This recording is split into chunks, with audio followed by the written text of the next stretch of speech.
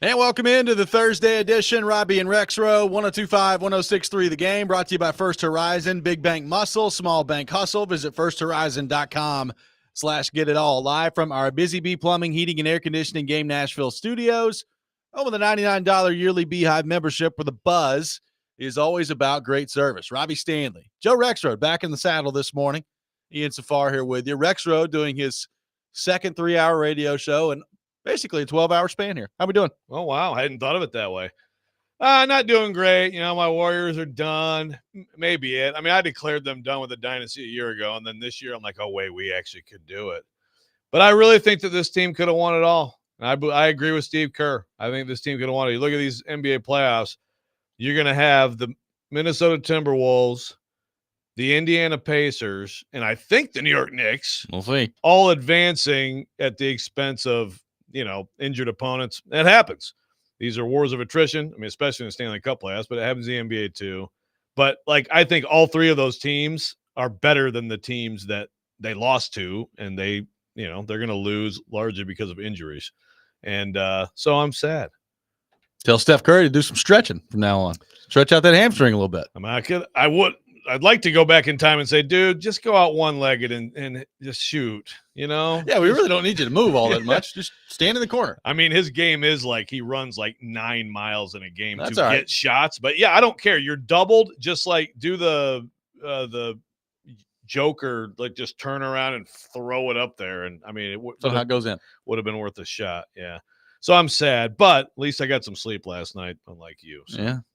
Tough one for me last night. Yeah. Ian Safar, how we doing? What's going on? What's up, guys? Doing good. Schedule release out last night, so ready to roll, huh? Yes. Full breakdown. Let's do it. Schedule's out. Win baby. by win. Win by win. I talked about this a little bit yesterday. It'll be quick. It did. Ian set the tone last year, Joe. The schedule came out, and Ian looked at this thing on Stilly's show and said, "Yeah, they're going to win about 4 games." They won 3. We have, and on that show, it's a very scientific breakdown. It is. Of will win, should win. Yes. 50-50, will lose, should lose. Yeah. 5 categories. 5 categories. So he's got 5 categories. So you break them down, and you split. He's got his whole math formula, Stilly math. And then there you go. It's like a whiteboard. He just starts drawing stuff on it. Yeah. It's is that, what's that show? Always Sunny. Yes, Yeah. Thank you. Yes. Yeah, exactly. Who is that guy? Dude, I never crazy. know that guy's name. Charlie Day, I think, right? Thank With you. the high-pitched voice and crazy eyes in that particular scene. Terrible bosses. No. Horrible bosses? Horrible bosses. Yeah. Yep. There you go. With, what's his name? Who Katie has a Sudeikis? No, she's got the freaking poster in her office of, I've talked about this. This has been a rant before. We've had a show for 5 years. You've talked about a lot of things. I'm trying to think of who she's got a poster of. Freaking Bateman. Jason Bateman. Yeah, she's got a freaking post, seriously, a full cutout of Jason Bateman, which again is why I should, and I'm glad that we talked about it pre-show meeting, bring up Alyssa Milano more often. Yeah. I mean, I still haven't got my Alyssa Milano cutout from, right. For my office. It was interesting. Yeah. It was interesting to get Izzo's thoughts on Alyssa Milano in the pre-show meeting too. It was good stuff. Yeah. Izzo was great in the pre-show meeting again. He was. As always. He was. We got a lot to get into today on the program. Charles Robinson from Yahoo Sports will join us at 8:00. Word has it we're going to go through every individual team's schedule, the full thing with Charles coming up at 8:00. Oh, is that right? I'm kidding. Okay. We're not going to do that. But we will have Charles talking all things NFL. That would take at 8:00. Charles 19 hours. I was about to say, the schedule would begin to be played by the time that he was done with that. We will have Charles coming up at 8:00 today. We will get to an interview that Joe and PK did yesterday with Matt Hasselbeck as well. And Joe apparently survived the 3-hour show with PK yesterday. So that's also good to see. Good to see. Yeah, it was good. We did the Stilly show. It's cool to have David Reed and PK reunited. As I've said, I don't like being on microphone 1, which is what you do. I think you did a good job. Well, thanks. I did like saying, and then that was my favorite part of it. But I had constructive criticism for Stilly, and PK, got a little personal. But then apparently he would never do that. Yeah, no. Then apparently Stilly was tweeting at him as the show ended. I don't know where that went. Did they have a Twitter battle? I don't know, but I need Stilly to stop tweeting on vacation. Learn how to have a vacation. That's kind of my message to him. My goodness. And so he Get off the Twitter machine, as Ed Orgeron would say. I was half joking about like he's hate listening on the beach, but he was. Yeah. Yeah, dude. Just get on vacation. I mean, I feel bad for his girlfriend. Like, dude, just like, can we relax? The schedule is out for the Tennessee Titans, and there are no primetime games on the schedule. I said yesterday that I thought they might get one for no other reason than they drafted Cam Ward at number 1 overall. Vengen said 3. Chase was floating around the idea of 3 earlier in the week, and I was like, I don't know what you guys are talking about. They're not getting 3. Wow. They did not get 1. So I even I overestimated the primetime games for the Titans yesterday morning, saying that they would get 1. 0 primetime games for the Tennessee Titans. Joe Rexrode, your reaction? Yeah, I figured they'd get 1 Thursday, maybe the Vrabel game for like a Thursday. Maybe that one is like a Sunday night game, but it's just your typical noon game. So yeah, pretty much tells you the state of the Titans. We just heard on Sportsmanlike? Yeah, thank you. Unbreakable. That Unrelenting. Yeah, right. Yes. That the Dolphins have 5? Is that right? They just say the Dolphins have 5? I don't understand that. Yeah. That's wild. So, but for the most part, it adds up. It's like the Commanders have a ton, the Cowboys have a ton, there, and obviously the Chiefs. So the Titans earned it. I thought they'd get 1, but they've earned their spot here with no primetime games. They do have, and some of this is just where you're playing, but they do have some 3s, some later games. Again, you got San Fran in there. You've got a Colts game just randomly. You got a Cardinals game, you got a Raiders game, and you got the opener at Denver, all in the later window. So, a little more of the country gets to see the Titans in that case. So, thank God. Get excited, country. Yeah. Well, look. Am I like stunned that they didn't get 1 primetime game? No, I said it yesterday. I don't really care. I know there are some Titans fans who do care about whether or not they get primetime games. And yeah, like going to, a Sunday night game or a Monday night game is cool, right? If you're going to the stadium. So I get it. I do understand it. Titans fans being upset about that. I'm more concerned about winning. Like if you do some winning and Cam Ward plays well, you're not going to have to worry about that moving forward. Like if Cam Ward is who they hope he is, you'll get your primetime games as you move forward here. Exactly. And some Titans fans would say, well, why the heck, why is he not attractive enough to at least get some? Because there are sometimes like a team gets a number 1 pick. I don't know. I don't remember if did Trevor Lawrence give the Jags a bump? But there's also a difference between like Trevor Lawrence number 1 pick and Cam Ward, frankly. No, just in terms of perception. And in terms of, attention, excitement around the league, all that stuff. But you're right. Well, and frankly, the way that he was covered at the draft, I think should probably tell you something, right? Like he was. Now, I realize the Shador angle is big. The Shador angle was big. And immediately as he was getting drafted, there was a Travis Hunter trade going down. So I understand all that. Yes. And that definitely factors into it. But, I mean, this is not just us in Nashville talking about this. There have been, in the aftermath of the draft, national conversations about, man, nobody's really talking about Cam Ward, the number 1 overall pick. And I think that kind of plays into this because, and I think some of that is, frankly, where he went. I mean, the Titans, Big Joe has said this, and I largely agree with it until the Titans give people a reason not to agree with it, and that is outside of the little bubble of Nashville, Tennessee, there's not a whole lot of people around the country that care about the Tennessee Titans, and it's up to the Tennessee Titans to change that. Yeah, and look, we were talking, you and I were talking before the show too. If you just go, just by size of fan base, I mean, you're going Titans, Jags. It's the newer franchises. I mean, I would probably put like Cardinals and Panthers. Ian brought up Panthers. As obviously these are newer franchises. The Panthers and Jags are about 30 years old. Titans have been here 25 years. I mean, they're just way smaller than you think about some of these massive NFL fan bases. Yep. So Texas says Saints, Browns, Titans got none. I'm not surprised about the Saints. Yeah. I'm a little surprised about the Browns. Yep. A little bit. Trevor says Falcons also have 5. Really? Yeah, they do. Falcons have 5. My goodness.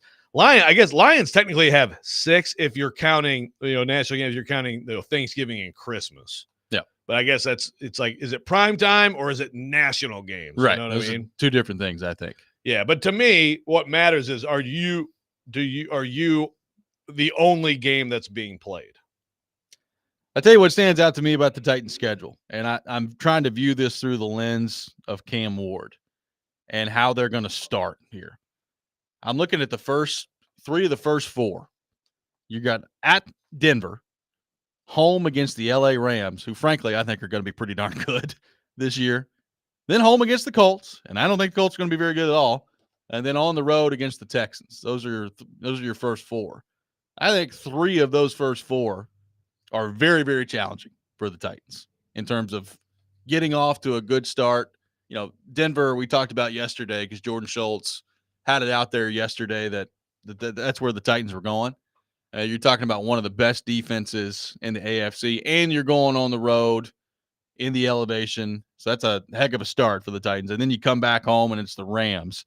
You know, the Colts are what they are. We've talked about the Daniel Jones, Anthony Richardson competition, which Mark Ross on our show yesterday from NFL Network basically said, yeah, if you want to call that a competition, I think it's whoever sucks the least will get in there and be the starting quarterback, which was funny. And then there's the Texans game, which, by the way, they did win on the road at Houston last year. But I look at the start of that, Joe, and I say, I can very easily see like 1-3 out of the gate for the Titans. Maybe 0-4. Who knows? Yeah, and you look at the whole thing. It's too bad. I mean, you could look at like the very end or 2 of the most winnable games. You got the Saints here, and you get the game at Jacksonville. It's too bad. Like, to me, it'd be better for the Titans if like those 2 games could be earlier, especially real early, and you build up a little confidence. You build up, maybe you win. You have a decent record, and you have a chance like going into December to still be relevant. I look at the way this schedule sets up. Again, with 2 of the most winnable games on the whole thing at the very end, when I don't think the games will matter anymore at all, and I just it's not a good setup for them from that perspective. I think you want this team to be as easily front loaded as possible, so that maybe you've got something going that you didn't expect into the later parts of the season. 615-737-1025 is our phone number. We are off and running today on Robby and Rexrode. The Titans schedule is out. They do not have any primetime games. What do you make of that? What do you make of the way the schedule shakes out for the Titans? We'll take more of your thoughts on that. Coming up next, Robby and Rexrode, 102.5, 106.3 The Game.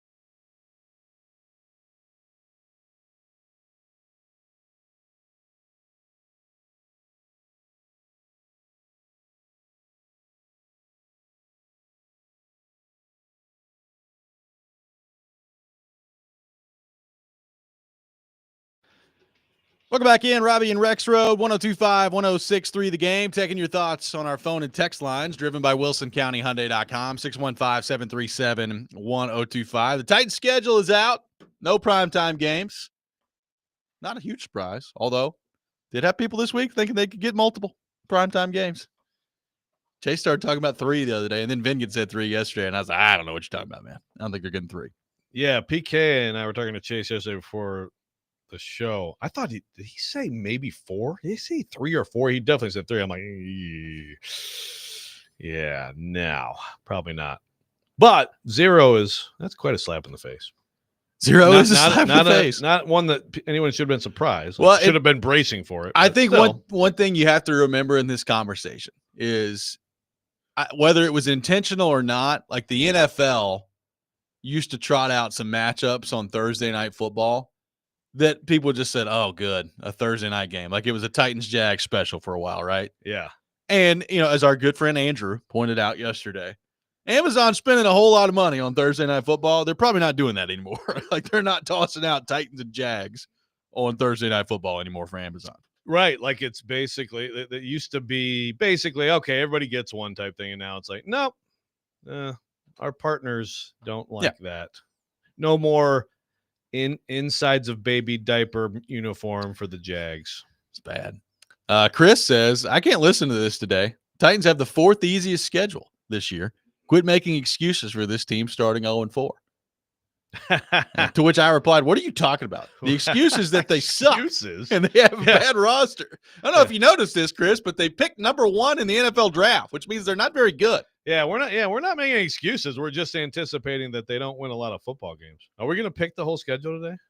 I mean, we can if you want to. I mean, I can tell you, I can go through it. It's not going to have very many wins for the Tennessee Titans, I don't think, although I can guarantee I'll have at least 2. They're not losing to Jacksonville this year. Okay. I refuse to allow it to All right, happen. we can do this real fast. Broncos. Loss. Rams. Loss. Colts at home. Win. Texans. Loss. Yes. Cardinals away. I'll go loss, but that's close. Loss. Raiders away. Loss. Okay, I'll go win. I'm officially more optimistic than you. Patriots at home, October 19th. Circle that game. Mike Vrabel, that's the big one. Win, baby. They're winning. Win? Yeah. I don't actually believe that. Loss. I'm going to go loss. Yeah. Okay, at Colts. Win. So I've got them at 2 wins now. Both Colts games. I'm going loss. So we both have them at 2 wins. Chargers at home. Loss. Texans at home. Loss. Loss for me too. Seahawks at home. I'll go win there. I will too. Jags at home. I'll go win there. So there's 4. So again, like these winnable games are at the very end of their schedule. It really stinks, in terms of like any chance of this season being interesting late. Like they needed the back of the schedule to be the front of the schedule. Is that the Browns? That's the Browns. I'll go loss. Just because it's on the road. Yeah, I can't go 3 straight wins. Although that is potentially their only really bad weather game. It really is. Yeah. Which is a good thing. Yep. Towards the end, some home games, then you got, so it's not bad at San Francisco in December. It's not going to be terrible. So it could be worse weather-wise. That's true. See, we found some positives. Yeah. The weather should be all right. Yeah, Niners loss. Chiefs loss. We agree. Loss. Yeah. Okay, and then Saints at home. I'll go win. I'll go win too. So is that 5 apiece? We yeah. both have 5. They're beating Jacksonville again. I'll go 6. There you go. 6 wins. All right. So we both. That's first glance. You know what? I'm gonna go loss on that one because they are not losing to these 2 goobers out there. I refuse to allow it to happen. Dude, Travis. I don't care if they go 2-15. You better beat Jacksonville twice. Travis. And we want him to be nothing more than him. All right. So I got 5-12. You got 6-11. Yeah. I like being the not as optimistic. So there you go. And no one's making excuses. I will say again, like the back of the schedule, it's a bad schedule because the relevance of this team, it's just set up for this team's relevance to be diminished or gone like well before Thanksgiving. You need to find a way. I mean, I don't think it's impossible. Like, could you find a way to get to 3-3 by the time Vrabel comes in? Right? Like, I don't give him much of a chance of winning the first 2, but could you beat Indianapolis, Cardinals, Arizona, Raiders? Sure, it's possible. And get to 3-3. That'd be great. and then have that game be a huge game. I mean, You know, I kind of view that as like best case scenario. I mean, other than Cam Ward just being like by game 2, you're looking around and you're saying, my God, Cam Ward's going to be in the MVP conversation sure. this year.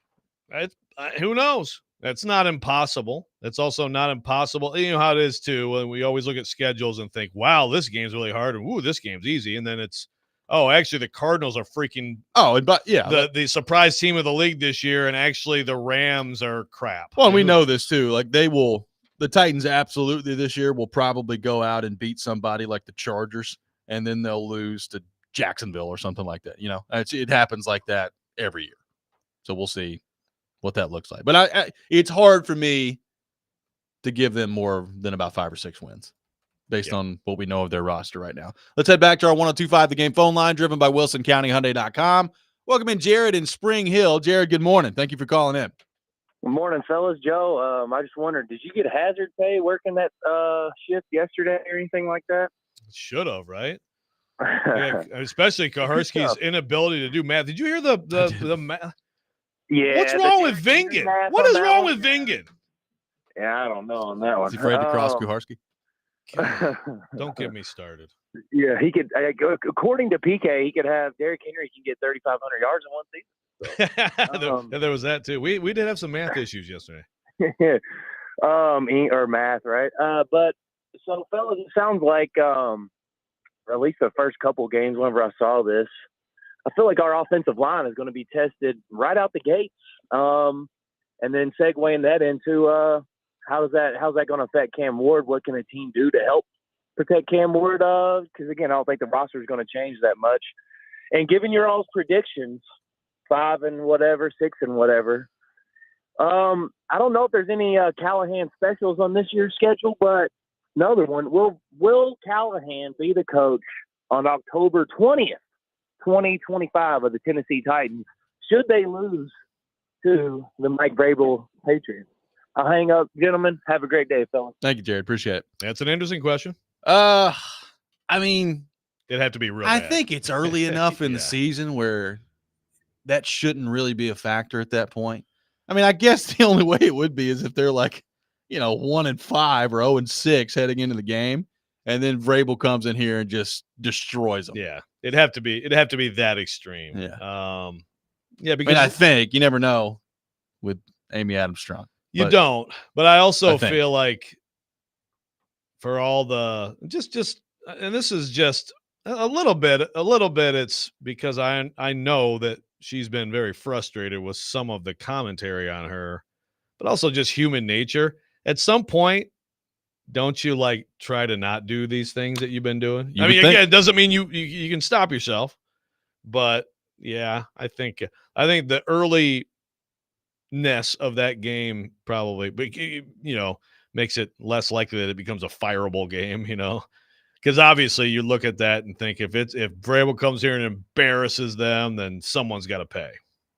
Adam in Portland says, why are you knuckleheads talking about the Broncos like they're the 2006 Colts? Not even a chance we win that game? No Bo Nix sophomore slump?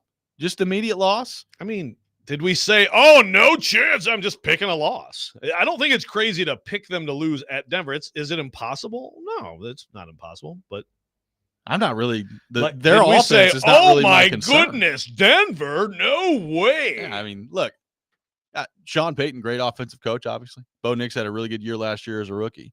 So they've got the chance to be pretty good offense. The Denver's offense is not really my concern in that game. It's their defense, who, by the way, has the reigning defensive player of the year. And as Adam Vingan pointed out yesterday, that led the NFL in sacks last year. That's what I'm worried about for the Titans in week 1. Yeah. Yeah. I mean, it's solid defense. Yeah, we'll see. I'm definitely Bo Nix and that sophomore slump idea. I'm definitely keeping an eye on that for sure. But they're a solid team. I mean, it's a pretty good team. I mean, look, there are very few teams on this schedule where if you just line them up with the Titans, not knowing the quarterback play, that's the big variable, but that don't look superior to the Titans. Just how it is. Yeah, again, they picked number 1 last year. Yeah. Again, they're in a bad spot. They picked number 1, everybody. 615-737-1025, our phone number. More of your thoughts to get to on the Titans. We'll have the best and worst things in sports coming up later this hour at 6:45. We'll hear from Matt Hasselbeck coming up at 7 o'clock. All that ahead. Robby and Rexrode, 102.5, 106.3 The Game.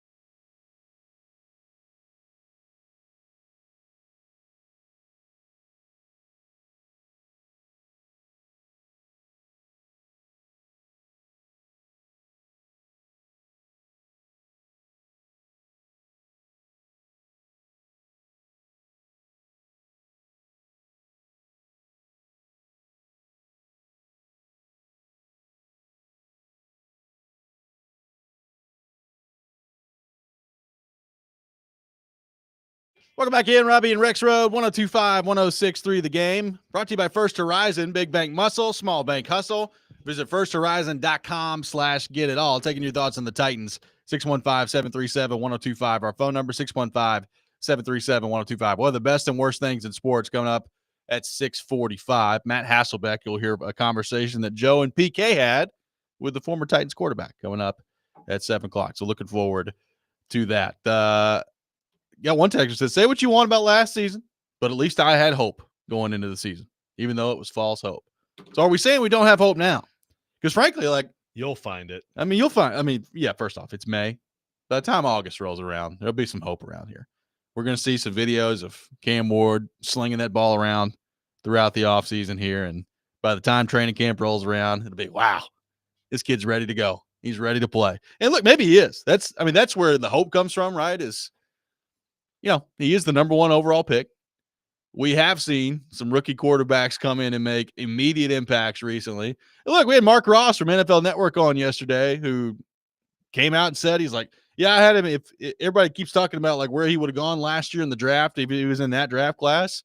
And he said, I would have had him at 3. I would have had him right behind Caleb and Jaden Daniels. And he said he would have had him ahead of Drake May. He said he believes he's the real deal.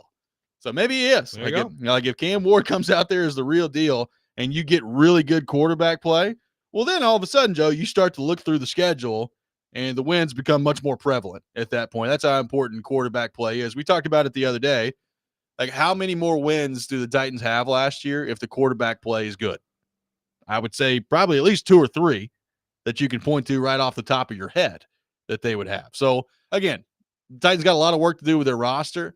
But if Cam Ward comes in and is good, then you're going to, as Jake from Greenbrier on the text line points out, you could be looking toward the end of the season with some winnable games on paper on the schedule and seeing the Titans, if it goes the way that I hope it does, which is Cam Ward is continuing to get better as the year goes on and Callahan is kind of coming into his own as a coach, you could see the Titans roll off some wins at the end of the year when you're playing Jacksonville twice and New Orleans and Cleveland towards the end of the schedule.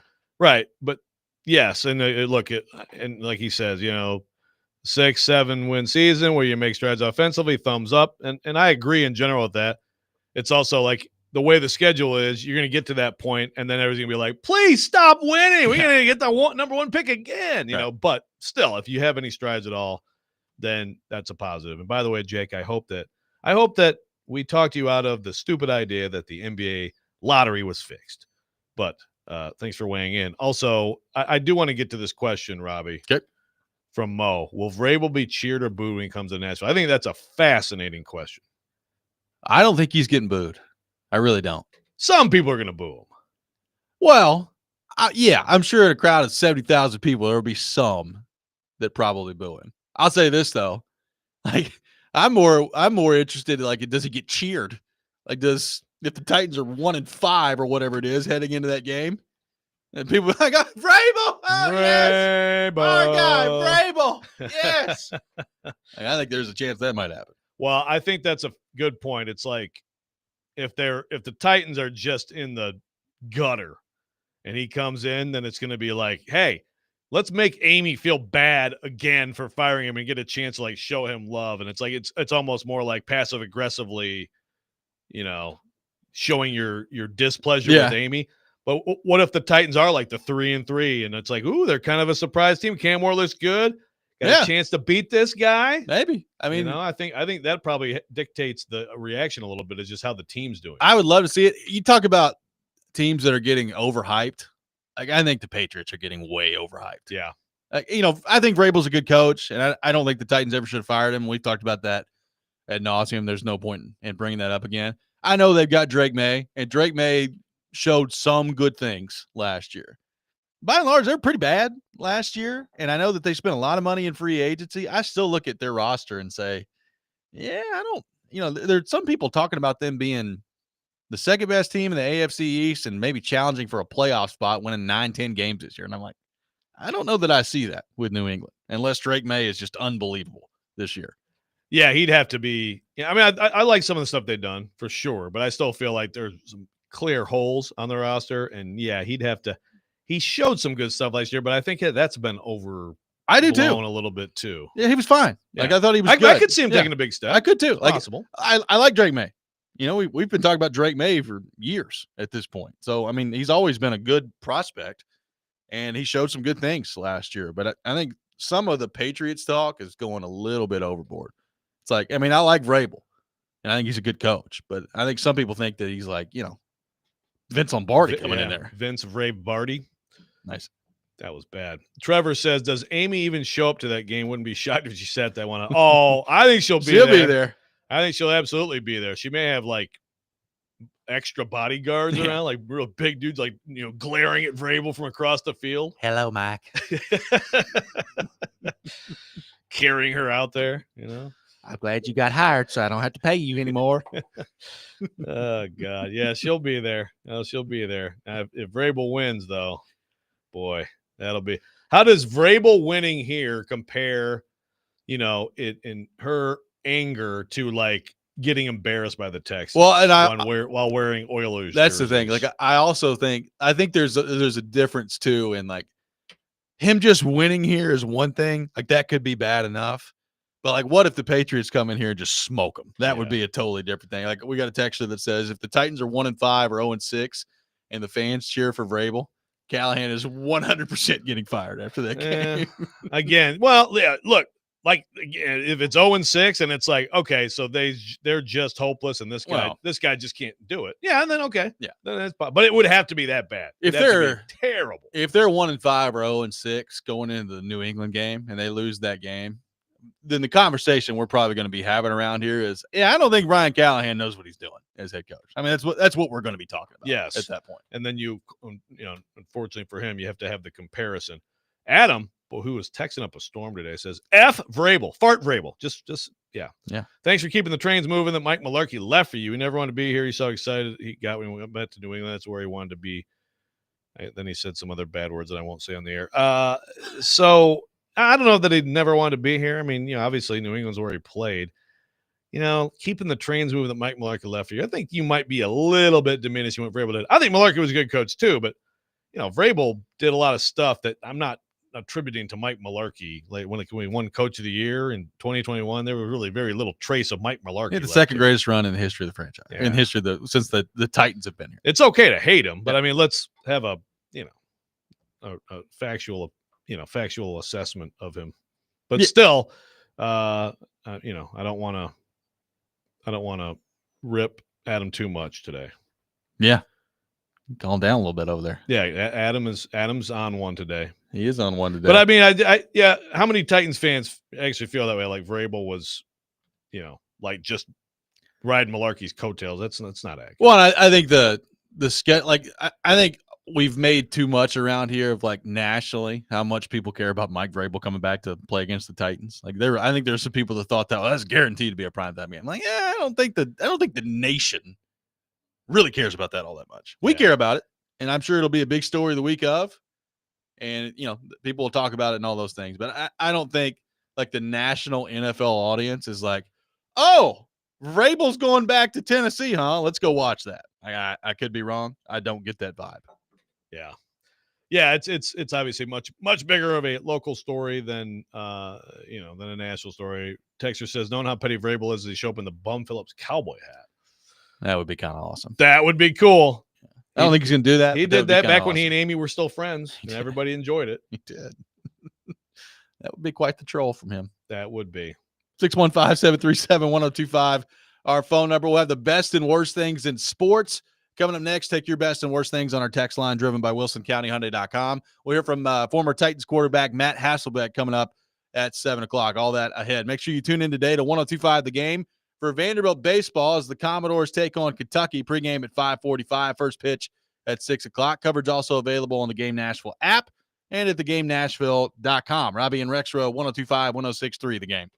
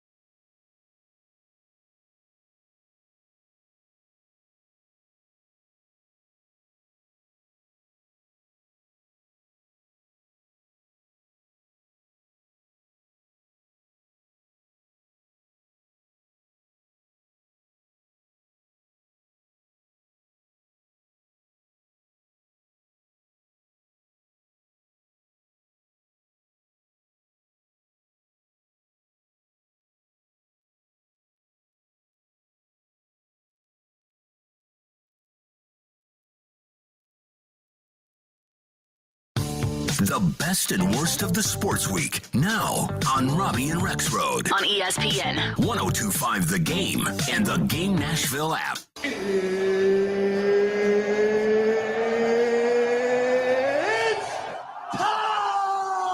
This is the worst. You look like you're feeling sorry for yourself. I believe in miracles. Yes! Unbelievable. He's one of one. He is him. This is a Coke bottle. It's not a crystal ball. When I woke up this morning, I was feeling pretty dangerous. Okay, let's go. It is that time of the week, time for the best and worst things in sports. We'll take your best things, your worst things on our text line driven by WilsonCountyHyundai.com. Joe Rexrode, kick us off with your best and worst things in the world of sports. I feel like I've been way more selfish with this lately, but I don't care. The Detroit Tigers are the best team in baseball. That is my best in sports. Get excited, really? Everybody. Yes. And they just swept the Boston Red Sox. The number one play yesterday on SportsCenter was did you see this catch the Red Sox had? I have not seen anything. It was like brought the ball back in from the wall, and then the center fielder caught it on the bounce, and yet still the Tigers won. We got Javi Baez with a 3-run bomb in the bottom of the 11th the other day to shock them down 2. And I'm very excited. It's been a long time. And Phyllis Pratt, Venice, Florida, 97 years old. She is absolutely all in every day on the Detroit Tigers. Keep it rolling. And my worst in sports, again, I'm sorry, guys, but I got to go with the Golden State Warriors. We lost, and it hurts us. It hurts us badly. This might be it. I agree with Steve Kerr, who said last night that this team could have won it all if Curry stayed healthy. I out of the East, what are we going to get? We're going to get the Knicks or the Pacers? I mean, get out of here. PK's trying to argue that the Knicks could win it all. They have no chance of winning it all. Whoever comes out of the West is winning it all, period. And, the Thunder aren't looking exactly like unbeatable either, So it's sad. I hope it's not over. I hope we can hold on one more year next year when Steph's 38, and Draymond's 36, but it might be over. Is Draymond coming back? Well, they could move him. I think that'd be insane. I heard Unspeakable talking about it earlier today. About the idea that they should move him and then just go find some other gritty guys. Yeah, look, he's one of the best defensive players who's ever played the game. He's one of the best winners and champions ever played the game. He's also a guy who hurts himself with all the crap. But, if you take him out, you're ripping your heart out. So I think that would be insane. Ian Safari, your best and worst things in the world of sports. I think the worst is going to stick a little bit with the NBA. It's just the injuries, between Steph and between Tatum. Yeah. It's just Tatum is awful. It just kind of takes this, the fun out of it a little bit. Like, at least make it, you don't want to see that. So I'll put that as my worst. The Cavs have had a bunch. Yeah, too, the Cavs had a bunch dealing with stuff. So there's probably a little bit something better, but and then best thing, I'm not big into the conspiracy theory, but the Mavs winning the lottery, it's hilarious. It is just ultimate. It's the best. It's just hilarious the way that brings it on, and you couldn't have scripted it any better. So I'm going to make that as my best, actually. By the way, speaking of we and us, Mark Cuban's like, oh, we got him. Like, oh, wait a minute. I thought you weren't anymore, Mark Cuban. I thought you were distancing yourself from this. I love us again. If I was still around in charge, we'd have never traded Luka. Yeah. Probably not. But you did. There is that. My best thing in sports, let's just take a look at the TV right now. PGA Championship starting today.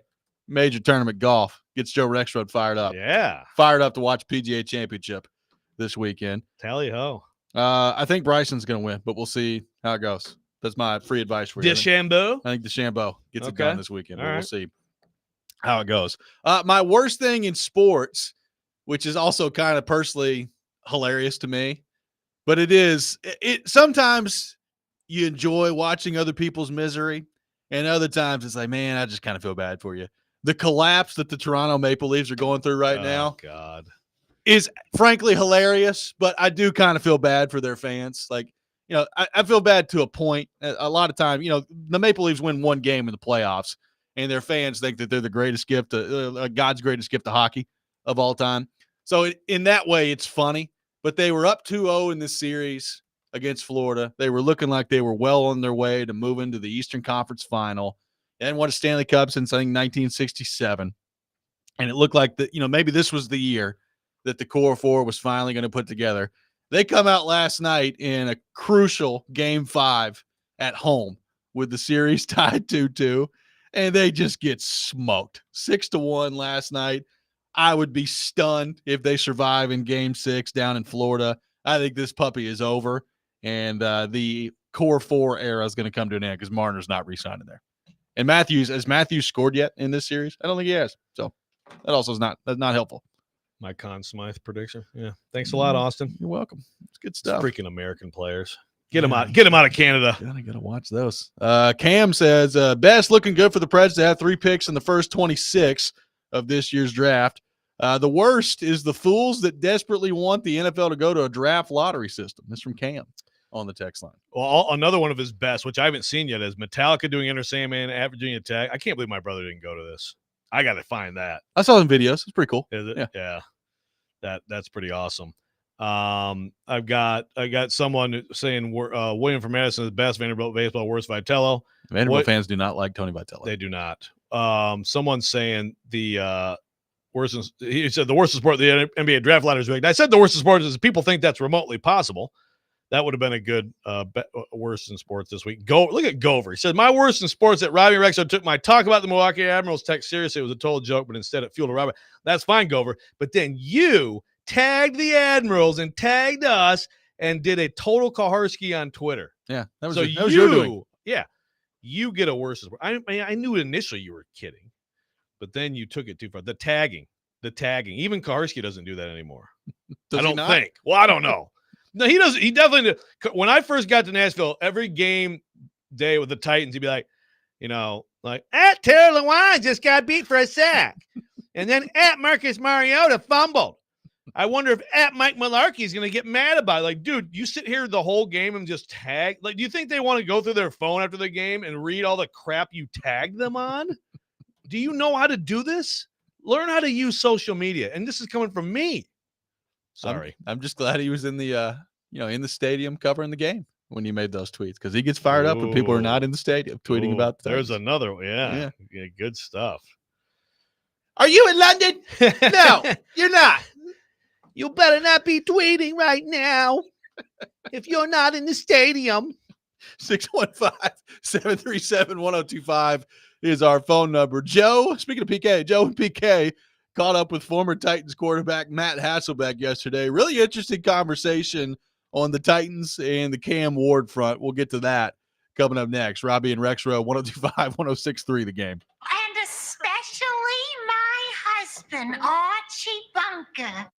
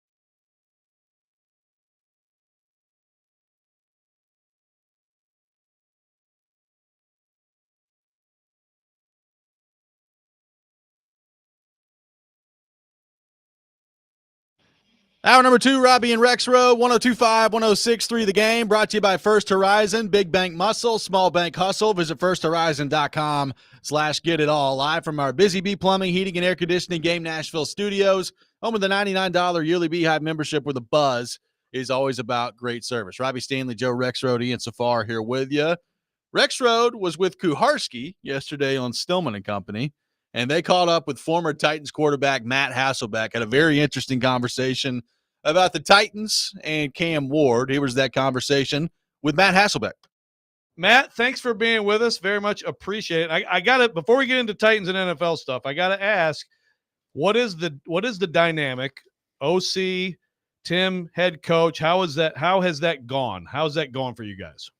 Yeah, well, it's gone pretty well. But my mom threatened us. She said, if you boys fight, then I'm coming down there. I'm going to grab you by the ear on the sideline. So we went preemptive strike. I'm up in the booth, up in the box, and my brother Tim, he's the head coach. He's on the sideline. So we can't get in any public fights. But we're in spring ball right now. We've got 6 practices. They let you take 7. We're just doing 6 because most of our guys play other sports in the spring.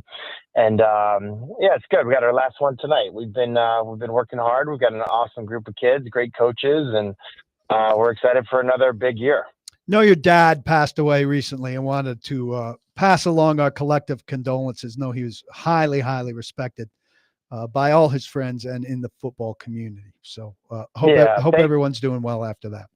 Yeah, thank you. We were shocked. He died suddenly, had a heart attack, and it was really crushing. He was in great shape, minus knee replacement knees from football. But he was coaching our tight ends last year, and so we're going to have some plays in that he was always begging us to run last year. So big tight end offense from our team this year, and I let those guys know that yesterday. That will be cool. Nice tribute. Let's shift to what the Titans have going on. What are your impressions of Cam Ward? How much have you seen him play? And what do you think about him as a prospect here where the Titans haven't had very good luck with highly drafted quarterbacks? Yeah, well, as a prospect, obviously, I think he was like the unanimous pick for number 1 overall. Like, I think there was no one that was even wondering, like, are they going to, is he going to be the first pick or not? So he's got the it factor. He's got the potential. You just got to go do it. So many times guys that are taking number 1 or number 2, they've got the potential and they don't get it done. A lot of times it's about fit. It's about timing. It's not the greatest of situations, if I'm being real, coming into the Tennessee Titans. It's just there's other teams that are set up for more success. You're on the moving walkway, so to speak. I think it's a little bit of an uphill battle here in Nashville, but that's not to say that one guy can't turn it around. And if you get the right play caller with the right quarterback, you can strike lightning, I guess. And, I think that's kind of the vision here. When Brian Callahan got hired, they thought, hey, listen, he could run that Joe Burrow, Cincinnati Bengals offense. We just got to get him with the right people. And obviously the quarterback is the one that they're trying to get right. Yeah, Matt, we've talked some today about, speaking of lightning striking, Washington last year, of course. At this time a year ago, I didn't hear anybody saying, oh, yeah, the Commanders, they've really built around Jaden Daniels beautifully. Like, that looks like that's going to be a great situation for the rookie. And, of course, we saw what happened with them. In your mind, obviously some of the signings turned out well for them. They had some talent. But how much of that situation do you look at and say that was just straight up Jaden Daniels elevating an average roster? Yeah, I think that was a lot of it, but I think it was more than just that. It was more than just that. I mean, no one was counting on them, but I would say this: there were a lot of people last year, myself included, that said, "Do not pick Caleb Williams number 1. He is not the first overall pick." And there was some disagreement. My brother really wanted Drake May to be the first pick. There were other people that like Jaden Daniels. It was like some discussion there. I don't think that's the case this year. I feel like Cam Ward is clearly the guy that everyone said this is the number 1 pick. So that's one thing. I think the other thing is Dan Quinn did an amazing job with that defense. He got a veteran leader in Bobby Wagner that was kind of kicked to the curb in Seattle, then kicked to the curb again with the Rams. And he came in and had a Pro Bowl type year. And then offensively, Cliff Kingsbury reinvented himself, and he was ready the second time around. And that offense just clicked perfectly with Jaden Daniels, and then he stayed for the most part healthy. But I think everyone was definitely surprised by the success of the team. But I don't know that they should have been surprised that Dan Quinn had success and that Cliff Kingsbury plus Jaden Daniels had success. And I would expect that team to build on it. But to think that the Titans can be the Commanders next year, I think that's asking a lot. I think that might be a bridge too far in year one. Absolutely, everybody expects him to start out of the gate, and number one picks in the league generally start out of the gate. Can you see any circumstances where they would hit the brakes on him and take the flack that comes with not having your guy be introduced on opening day? Yeah, I wouldn't give it to him. That's one thing I've learned. I played 18 years in the NFL, and there's, everyone does it different. Like you can do this, you can do that, but there's some things that are non-negotiables. And when you hand somebody something and it's not earned, the locker room does not respect that. Like I get it, fine, you're a high-round pick, fine, but you better earn your spot. And my rookie year with the Green Bay Packers, they were coming off of 2 consecutive Super Bowls. Mike Holmgren's the head coach. He came in day one. He goes, I don't care where you were drafted. I don't care how much money you make. The best players are going to play. That's like the stuff is over. The best players are going to play. It's going to be merit-based. Now, he said, now, granted, I think Reggie White's probably going to be our starting defensive end. I think Brent Favre's probably going to be our starting quarterback. But I think you just respect that. And that's what I loved about a locker room. I love that about a locker room. And I think you do a disservice to a young player, especially a young quarterback, when you just kind of like, hey, you're the starter. Hey, you're the captain. Hey, you're the, you have to, because, everyone on Twitter says so, because you were the first pick. Like, I make him go earn it. I feel strongly about that. And Donovan McNabb did that. Patrick Mahomes did that. Tom Brady did that. There's a lot of guys who didn't start week one, and some of them didn't even start year one. And I don't expect that for Cam, but week one, you got to prove to me that you know what you're doing.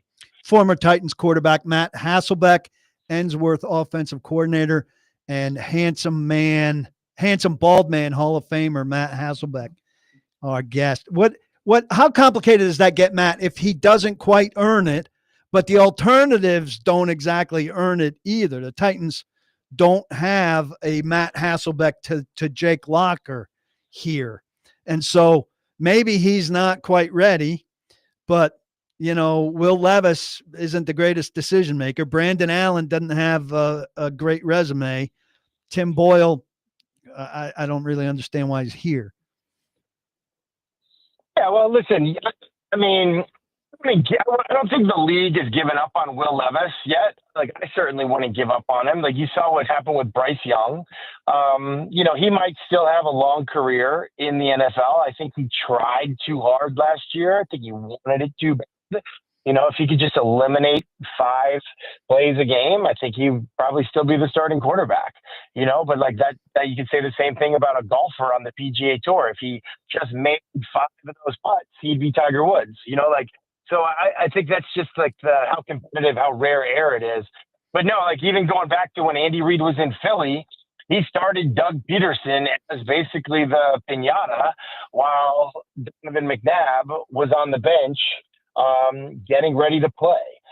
Andy Reid did a similar thing with Alex Smith when Patrick Mahomes was drafted, and Alex Smith rose to the occasion. I think he was the starter for the AFC in the Pro Bowl that year.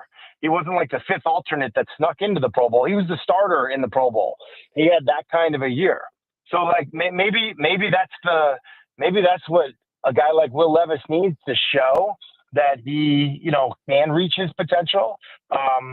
And if that were the case, then that's not a terrible thing. But I believe Cam Ward will have every opportunity to win the job. I think he probably will win the job, but I don't think it's a foregone conclusion. This offense is going to be very different terminology-wise from what he's coming from. And so, we'll see. There's a lot of time between now and September, but he'll get obviously first crack at it. if he does win the job, are you wary of Levis staying at all? There are a lot of people in the fandom here who feel like he's a hot potato and like he'll be somehow a problem with his alpha personality, which you want in a quarterback. He was a starter. Maybe it's an uncomfortable situation. I think he's the second best quarterback, and unless you're getting a great return, you should keep him. But what do you think about the potential personality stuff there? If in fact it's very clearly Cam Ward's team as things wrap up in camp or even earlier than that. Yeah, listen, I see a lot of myself in Will Levis. I mean, my teammates at the end of my career called me Matty Nice because I was like really nice, like a nice guy. I wasn't always that way. Like my first year as starter in Seattle, I was competing with Trent Dilfer, and I could not stand that dude. Like I did not like him, and we were teammates, and our wives were friends, and our kids were friends, and I was like rooting against him. Like I didn't want him to do well. Like, and it was a kind of like the situation that you're saying. And what had to happen, though, is I had to mature. I had to become a better teammate. I had to humble myself. I had to take, a step back to take 2 steps forward. And basically just what I ended up having to do is, hey, get your mind right to be ready if and when Trent Dilfer ever gets hurt, because he became the starter and I became the backup. And I think that's the situation for Will and the situation that he's in. He's probably got to like learn to be the best teammate ever, learn to maybe humble himself, definitely be ready to play the next time around. He likely will get another chance to show what he can do, probably for a different team now. But no, that competitive, I don't know what you call it, friction. Steve Young and Joe Montana would talk about it all the time. It's a little bit like fire, but you can also cook with fire. You can also burn your house down with fire. So, but no, I think there's something that you can use that's positive there. Talking to Matt Hasselbeck. Matt, last thing for you. You mentioned the importance of the play caller quarterback partnership. Things didn't go well last year on any front really for the Titans. But from what you know, Brian Callahan, this scheme, first of all, what do you think of him going into year 2 as a play caller, as a play calling head coach? And also, do you think that scheme fits Cam Ward's skill set well? I think the scheme does fit, definitely. I can really go. Brian Callahan never coached me. I do know him, but in my conversations with a guy like Joe Burrow, what he would say is like he loved Brian Callahan. He loved Dan Pitcher, the kind of like the triangle that they had there with like sort of quarterback coach, play caller, offensive coordinator, and then he had Zach Taylor also.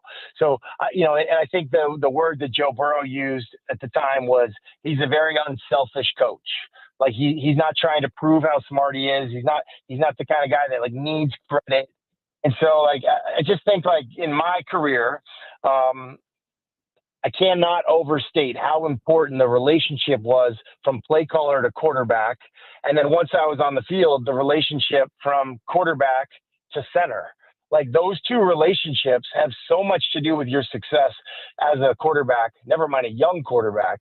So, I think that having Brian Callahan, I would say that's a great thing for a young quarterback. And I know that Joe Burrow would say the same thing.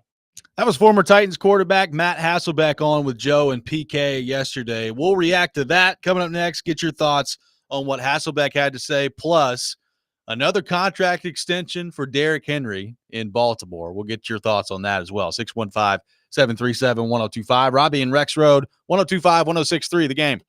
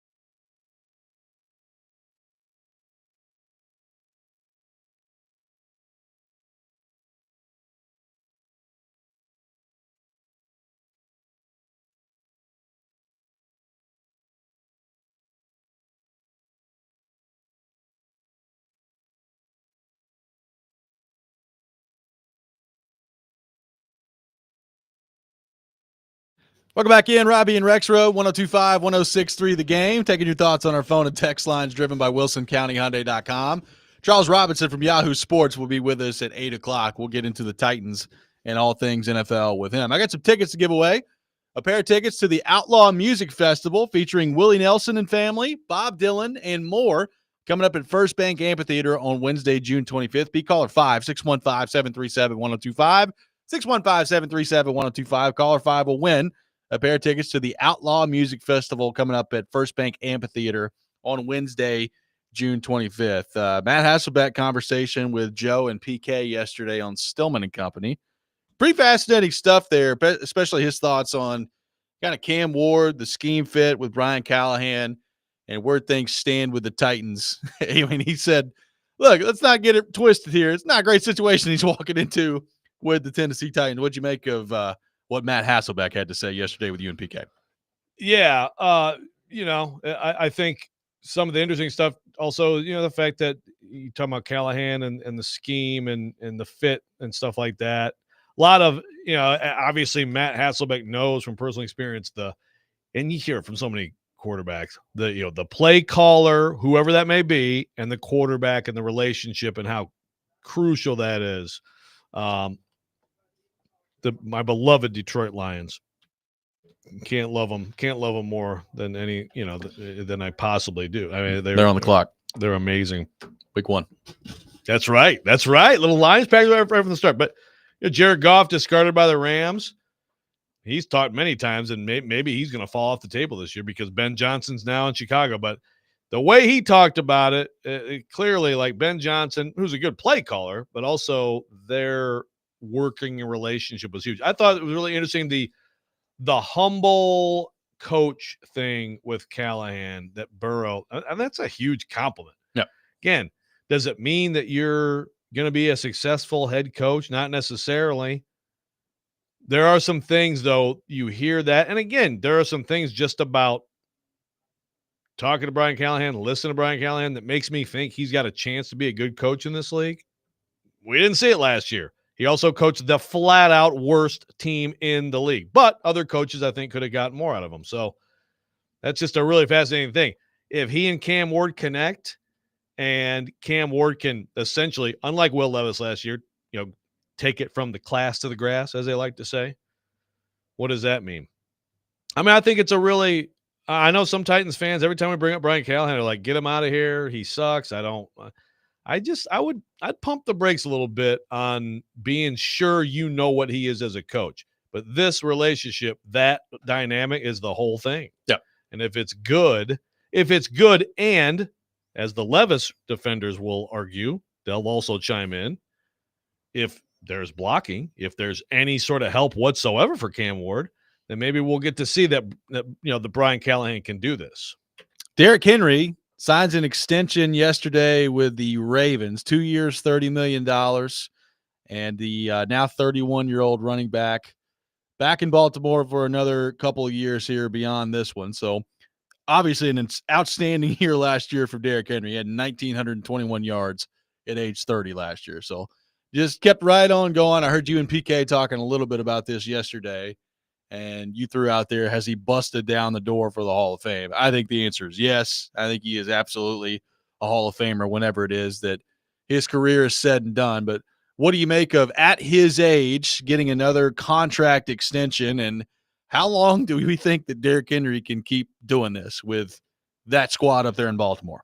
Great question. I'm not putting any ceiling on him anymore. Like Karski said yesterday, at some point he's going to break down. Like, yeah, I agree, but maybe he is a Frank Gore, Frank Gore, man, 16,000 yards exactly in a career that lasted 16 freaking seasons in this league, 2005 to 2020. I mean, it's at that position. Yeah, at that position, it's absurd. So, like, no one thinks of Frank Gore as one of the greats, but his longevity has him in an incredible, spot. I mean, he outrushed Barry Sanders, who's sitting there at fourth. I thought Vingan brought up so I'm not surprised by the extension. I think it makes sense. Good for him.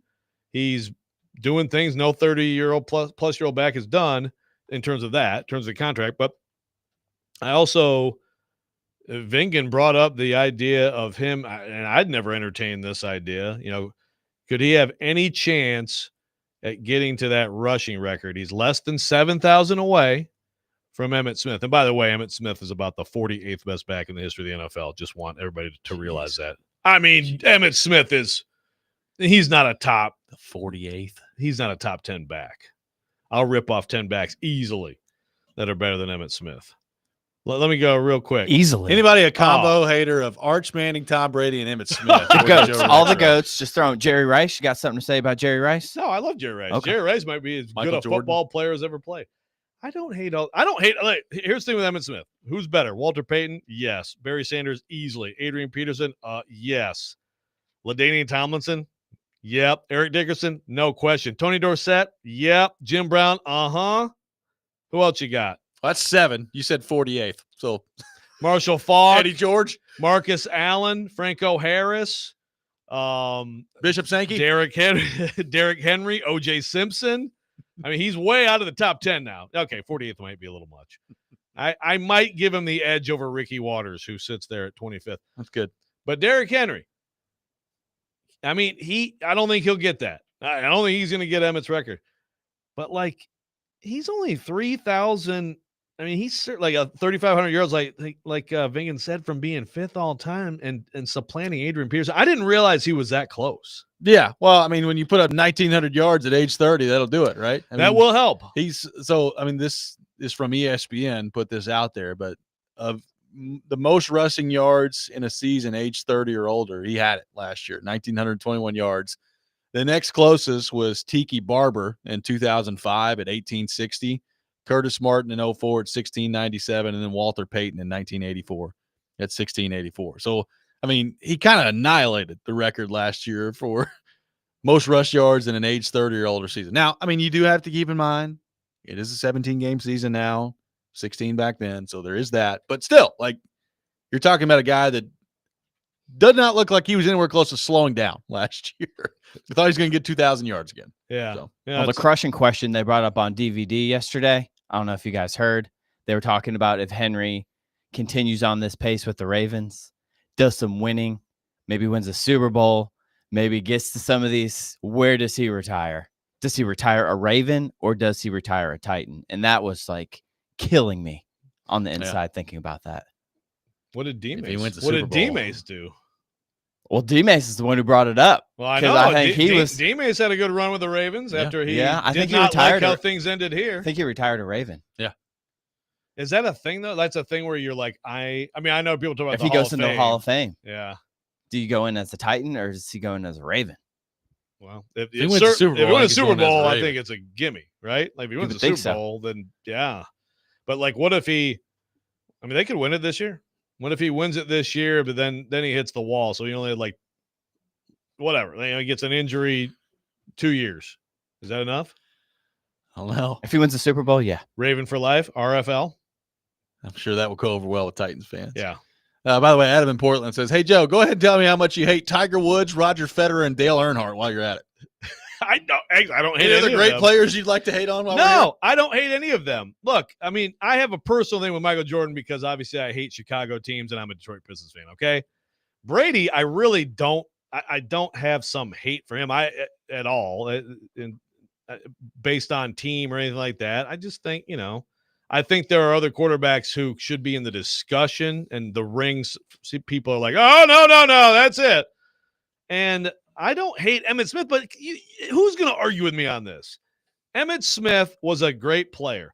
He played behind, I think, the best offensive line ever, with a Hall of Fame quarterback, with incredible receivers, and I know he was a big part of that, but he's not as good as these top guys. No one's arguing with me on that, right?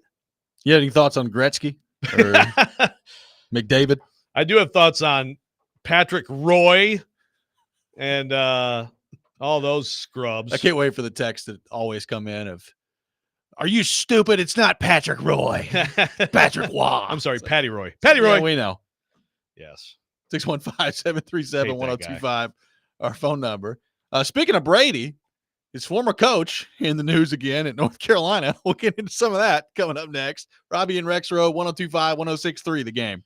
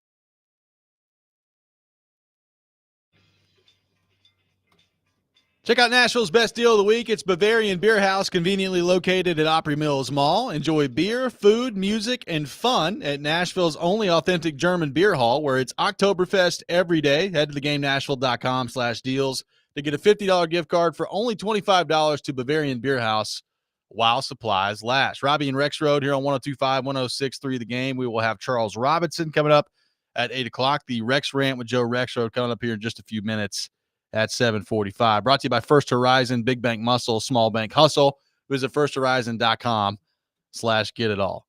Go ahead. Yeah, sorry. Before we get into Belichick, I want to read this from Josh from Lebanon. As a Cowboys fan, he says, I can't argue with you, Joe, on Emmitt Smith. Take him off that team. He doesn't get the rushing title. To me, he's somewhere between 15 and 20 in the all-time backs. That's totally reasonable. Yeah, I mean, obviously I was exaggerating at 48, but that's exaggerating. Tony Dorsett's better running back than Emmitt Smith was. I mean, it's objectively true. And yes, there is a little bit of a hater element to this, only because if you live through that time, and obviously I was a huge Barry Sanders fan, there was always the comparison. It's like, guys, watch them both play. Look at what they're both dealing with. Tell me that guy's anywhere near that guy. And he wasn't. So I think most people have come around on that. And so I appreciate you, Josh from Lebanon, a level-headed Cowboys fan. Viking Matt says, hey, Joe, what are your thoughts on Mother Teresa and Gandhi? Any thoughts on those? Overrated. Was she really that good? Who cares? Were they really great humans? I mean, good, very good. But what tier of human were they, really? ACC spring meetings going on in college football. And with that, some media interviews taking place. Bill Belichick sitting down with Brian Murphy, who is a reporter from WRAL News in Raleigh, North Carolina, and apparently sat down at the ACC spring meetings with this reporter, Joe, for a 6-minute interview. And they got into, expectations for the team and how the roster's coming along and the coaching staff that he's put together. One thing they did not talk about was Belichick's girlfriend, Jordan Hudson, and her influence on the program. And apparently, according to Brian Murphy, this reporter, North Carolina asked that they keep the questions to football and that they did not bring up Jordan Hudson, his girlfriend, which Belichick earlier this week, by the way, on ESPN, Joe, said that she is it's just a personal relationship now, and that she's not involved with football, but it is the personal relationship with Bill Belichick. Joe, your thoughts on North Carolina's new stance with Jordan Hudson, Belichick's girlfriend? Well, clearly there's some stuff coming from North Carolina people who have gotten fed up with her. They're like, there's no question. A lot of people are all over like Pablo Torre for some of the stuff he's had on his podcast. But I mean, look, there are people in North Carolina who have pushed back on her involvement. There's no question. Now, it's really interesting because to me, Belichick kind of like it's his little kingdom there, right? They gave him the world to get him to come. But I just can't believe he's this soft. And the thing is, this is not the biggest example of his softness. The biggest example is his book. Now I wish this was my rant. But first of all, on the Jordan Hudson thing, remember, like, they did all this stuff on social media. Like, they have, yes, people would be talking about the age difference and all that stuff, but they increased the attention. And again, maybe that was her influence or whatever, but the bottom line is they did it. Okay, fine. It's, you're having fun with it. Have fun with it. Go to the award shows, all this stuff. But then, like, to think that, like, a TV reporter, to try to, you can't ask about her, that is so weak. And, of course, the TV reporter, I guess, they're crazy, like, here's our interview. By the way, we were told we could not ask questions about Jordan Hudson. So it makes you look worse than if you just mumbled some answer about her that you did to ESPN. But the book, it blows me away. He doesn't mention Robert Kraft by name. Yeah. How? He doesn't get mentioned at all any of the stuff, any of the controversies that he had with the Patriots. So, like, this is supposed to be an autobiographical book, right? And so you're just making it you're just completely whitewashing history, your history. And to me, if someone has those things, a book is your opportunity. Isn't the opportunity to like set the record straight? I mean, you could spin it, you could lie, you can say whatever you want, but that is your chance to tell your side of the story, right? You would think. So if you don't, are you not telling everybody, yeah, actually all that stuff's true, and I'm just going to ignore it and hope no one ever talks about it again? Well, especially that Weak. stuff. Now, the craft stuff, Well, I think, that's is just nothing so more than weak. him being petty about being fired. Is basically what it is. That's People the get way fired. that it ended. Yeah. Like if you're Bill Belichick, obviously a great coach, all that stuff.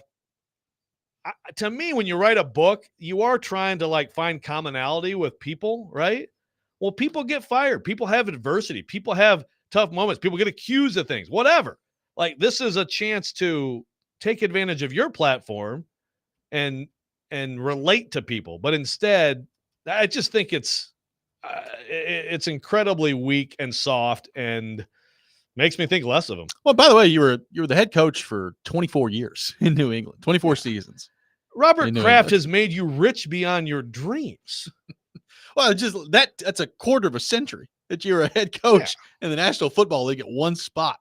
And it's unheard of. Just doesn't happen in the NFL. So, yeah, did it end poorly? Sure. It almost always does. It almost always does. And frankly, like I do think regardless of what he puts out there and his persona over the years, which has been, I'm not worried about all this outside stuff, he clearly cares about the way that he's viewed. And the way it ended with Robert Kraft bothered him. And frankly, he'll never probably say it, but Brady going on and winning a Super Bowl without him, I think bothers the heck out of it. And I think it's pretty clear with some of the actions he's taken. Sure. Yeah, absolutely. But like, I don't care how bitter, like if people are going to buy this book, if I know as a Belichick fan, as a Patriots fan, if you're a Patriots fan, you're trying to sell this book to Patriots fans. And like, by the way, we don't even mention the guy who owns your team or any of the things that happen. I don't even tell my side of the story. I'm like, oh, well, I'm not touching that crap. It's beyond like a hagiography. Like Jordan's BS documentary. He spins it his way and he rips Pippen and all that stuff. But at least he addresses all the things. They talk a little bit about like his dad and the gambling and all that stuff. I mean, they at least touch on the different things. He has his spin on it. But again, that's at least he deals with it. Belichick just pretends it doesn't happen. Yeah. It's astounding to me. And now we're doing the, don't ask any questions about Jordan, please. Thank you. Well, by the way, like it was not that long ago where they've made it pretty clear that she was involved with the football program and she was copied on every email. So like when you do that, it's hard to then go back immediately and say, well, don't ask any questions about it. It's like, well, you kind of brought this on yourself. So I understand this is the strategy that North Carolina is now trying to take. That's not going to work as they move forward here. Right. Like we have all this documentation of the involvement. We have video of her at spring practice running around the field. Stuff. Yeah. Right. So then you get into, okay, so did North Carolina say, hey, Bill, enough? That'd be a little surprising to me. I mean, there's people. Clearly somebody did. Well, there's people now talking about, that buyout goes from 10 mil to 1 mil in 2 weeks. So keep an eye out. Is he fed up with that? I mean, I don't know. I'd be shocked if he didn't, go through the season. I mean, I assume he has been coaching his team, right? And trying to I would assume. And they're national TV with the opener against TCU. Yeah, thank God. Look forward to that. Well, the thing is, though, I mean, I do want to watch it because I'm fascinated to see what a Bill Belichick North Carolina football team after this offseason looks like. Well, the Rex Rant with Joe Rexrode coming up next. Charles Robinson from Yahoo Sports will be with us at 8 o'clock. All that coming up. Tune in to 94.9 The Fan today as the Nashville Sounds take on Memphis. Pregame beginning at 10:50. First pitch at 11:05. Coverage also available on the Game Nashville app and at thegamenashville.com. Sounds baseball on 94.9 The Fan, presented by Twin Peaks and Family Leisure. This is Robby and Rexrode, 102.5, 106.3 The Game.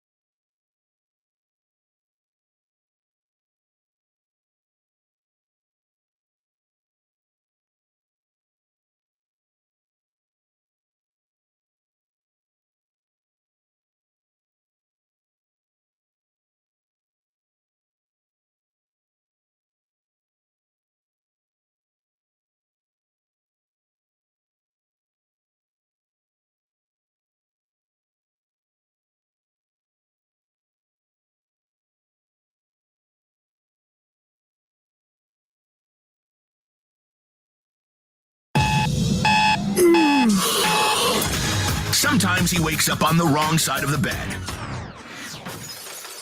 And sometimes he's just, well, Joe. Awkward moment. Let's do it. This is the Rex Rant, now on Robby and Rexrode. Yeah, he's like, I want him to Very slap violent. the fart out of you. I'm Yeah. like, geez, calm down. But I think you severely underrate Bush. The best of Bush is very good. Charity event where someone dies. I still haven't gotten my Alyssa Milano cut out. Hello, Mike. I'm glad you got hired so I don't have to pay you anymore. Yeah, again, we're trying to get ready for Tennessee, and all that other stuff will be dealt with at some other point. I mean, it is what it is. So I'm not really. Last week, we're on to Tennessee.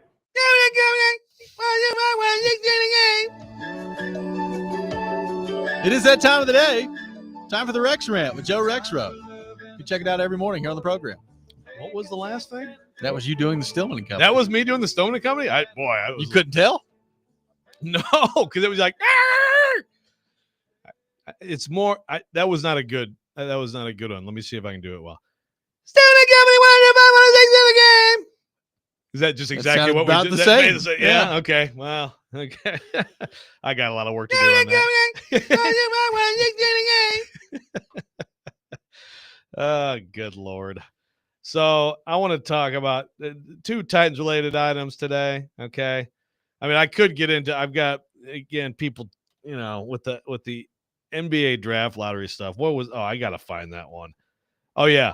So Ben's like, the lottery is fixed. And I'm like, the worst in sports actually that people think that's even possible. His response, I'm basically, my rant today is just ripping various texts on the text line, driven by WilsonCountyHoney.com. Yeah, I know. Let me rip some listeners. But Ben says, I'd love to know how Utah had a 52% chance at a top 4 pick and they don't. And as you pointed out, and I wrote to him, so there was a 48% chance they wouldn't. Yeah. That's a significant percentage. That's a significant percentage. I mean, Dallas, 1.8%. That's low. Yeah. And again, the highest, I think, was 12 for anybody. So, which we can have the debate as to whether or not that's the right thing. Like, Yes. should they be higher? Yeah. But again, 48% is a significant percentage to not have a top 4 pick. Yeah. The math thing today, I may need to pivot to this a little bit too. I'm just absolutely going stream of consciousness. I mean, I lost PK versus Joe because Adam Vingan, who I love Adam Vingan, and I have known since the day I started the Tennessean and joined him on a Predators trip out west 9 years ago, that he is fantastic at math. Like Vingan he is sharp as a tack and right. Like he is going to find something. He knows the analytics, or he can find any little detail. So yesterday, because I said that I'm going to guess Restrepo makes the team, and this was an argument, I said I'll put it at 52%. Carter's like, well, yeah, it's 100%. You think he's going to make the team? And I'm like, no, I think 52% that he's going to make the team. I'm more than half believe he's going to, but I think it's very close. Yeah. So Vingan gave him the win because apparently if you say you think so, then you're 100%. So Kaharski said he's not making the team. Right. And he said 28% chance that he does. Vingan, you have completely blown it. Like, I don't believe you with math anymore ever again. I didn't even intend for this to be the rant. 28%. Then I brought that up to Kaharski later. He's like, yeah, you should have won. Oh, well, you didn't win. I'm sorry, Archie. I still made a roast. So, Vingan, I'm very disappointed in you that you like if you're holding me to 100% that he is, then you have to hold him to 0% that he isn't, right? You would think. Like, are you with me on I am this? totally with you on this. God. Now, Chad on the text line says Joe is not telling the story the way that it happened. So I can't confirm or deny that. You listened to it. I don't know if I heard that part. I basically summarized it. What's wrong, Chad? What's wrong with what I'm telling? Vingan dinged me and gave it to Garski because he believed that by saying I predict someone will make the team, I'm 100% that he'll make the team. What? That's absolutely absurd. And Vingan, you should feel shame. God dang it. Now I've lost the text that I was actually going to yell about. No, here's the thing. This is, I forgot it. I lost the text, but I will. Johnny Technology strikes again over here. God, here's the thing. This is the point I made on the text line. Okay. And I think if you hate Brian Callahan, that's fine. You can hate Brian Callahan. You can think he stinks and all that stuff. But here we go. I found it. He's going through each text. I will find this text message. So this is the text, okay? The texter and unnamed, if you'd like to give your name, feel free. We'll say it on the air. He says, if Cam Ward succeeds, he will do so despite Callahan and not because of him. And my response to him was, he won't succeed if Callahan isn't good at his job. And I absolutely believe that. I mean, this is the centerpiece of Callahan's job, why he's a head coach, right? So this is what the texter comes back with. So Burrow, Stanford, and Manning were great because of Callahan's incredible coaching? No. Horrible take. Let me stop you right there. Who the hell said that? Cam Ward is a rookie coming into the NFL. And Brian Callahan's the head coach, which he was not in any of those other places. Yeah, I mean, he went to Denver and he was like a helper. Like, what are we talking about here? Then he goes on and said, the Titans succeeded in place because Cam ends up being a guy worthy than one pick. Callahan will be riding his coattails. Callahan should have been gone for last season. Somebody that actually has a legitimate record of play calling, offensive development should have been brought in. That last part, that's fine. If you hate Callahan, you think he's back up, that's all fine. Understand, if Cam Ward is good, there's no way that's happening just at the expense of Brian Callahan's incompetence. That's not happening. They're bad enough elsewhere that, like, to me, it's impossible. And I just disagree that, again, Will Levis was bad last year, playing behind the worst offensive line in the NFL on the worst roster in the NFL. So, again, you can make that a Levis conversation if you want, but it certainly has to be part of the Callahan conversation, does it not? You would think, yes. I just no one's saying that Callahan made those other quarterbacks, but this is why the reason he got the job is because, I mean, he did work with Burrow. Now, I think Burrow's probably going to be great regardless. And again, you can say, give Callahan zero credit if you like. Listen to what Matt Hasselbeck said earlier about what Burrow said about Callahan. I put some stock in that. Let's go to our 1025 The Game phone line, driven by WilsonCountyHyundai.com. Welcome in Dustin in Hopkinsville. Dustin, we got about 30 seconds. Go ahead. All right, boys. Hey, so a couple things about Callahan, one thing that bothered me last season, and I'm one of the biggest Will Levis fans, but I know it's a good business move to move away from him. And it's the Cam Ward train now. But it was like we'd come out, we'd be hot for like one possession, two possessions, and then we never adjusted. That bothers me. It's every game just about, other than the 4 touchdown game. And then guys like Spears and Chigakonkwo, these guys that looked promising the year before, just fell off the dang rails. Now, I am a true believer because the Titans organization has shown me in every way they can't develop quarterbacks worth a darn, that if Ward succeeds, it's because of him. If he fails, I'm blaming the Titans. I'll hang up and listen. Thank you, Dustin. Appreciate the call there. Again, we get into this conversation a lot. Past quarterback failures, you could include Levis in this, but if you're going back to like Vince Young and Jake Locker, like, to me, it doesn't have anything to do with the people who are currently in place. I know they play for the same team, and look, there are some bad organizations like Jets with ownership, and the ownership structure was different when Vince Young was here and when Jake Locker was here, so it's a different thing now. I'm not going to say that Cam Ward is not going to succeed here just because he plays for the Titans. I don't buy into those things all that much, unless you're Woody Johnson signing players off Madden ratings. Maybe you're you're underrating the Adams family. May have to. 615-737-1025. Underrating. Our phone number 615-737-1025. Charles Robinson will be with us coming up next. Robby and Rexrode 1025-1063 The Game.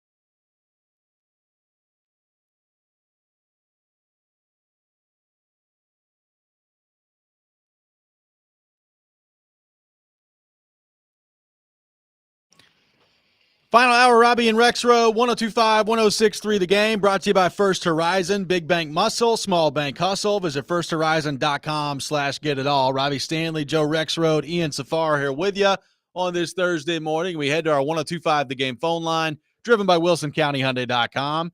And welcome in our friend Charles Robinson from Yahoo Sports. Charles, good morning. How are you? I'm doing well, gents. How you guys doing this morning? Doing really well. Appreciate you taking time to be with us this morning. Charles, we do have some Titans fans that are upset. The schedule comes out last night, and there are no primetime games for the Titans. Now, the Titans did go 3-14 last year, and were the worst team in the league. So you have to keep that in mind. They do also have the number one overall pick in Cam Ward. So are the Titans being disrespected, number one? And number two, anything in particular stand out to you about the rest of the schedule?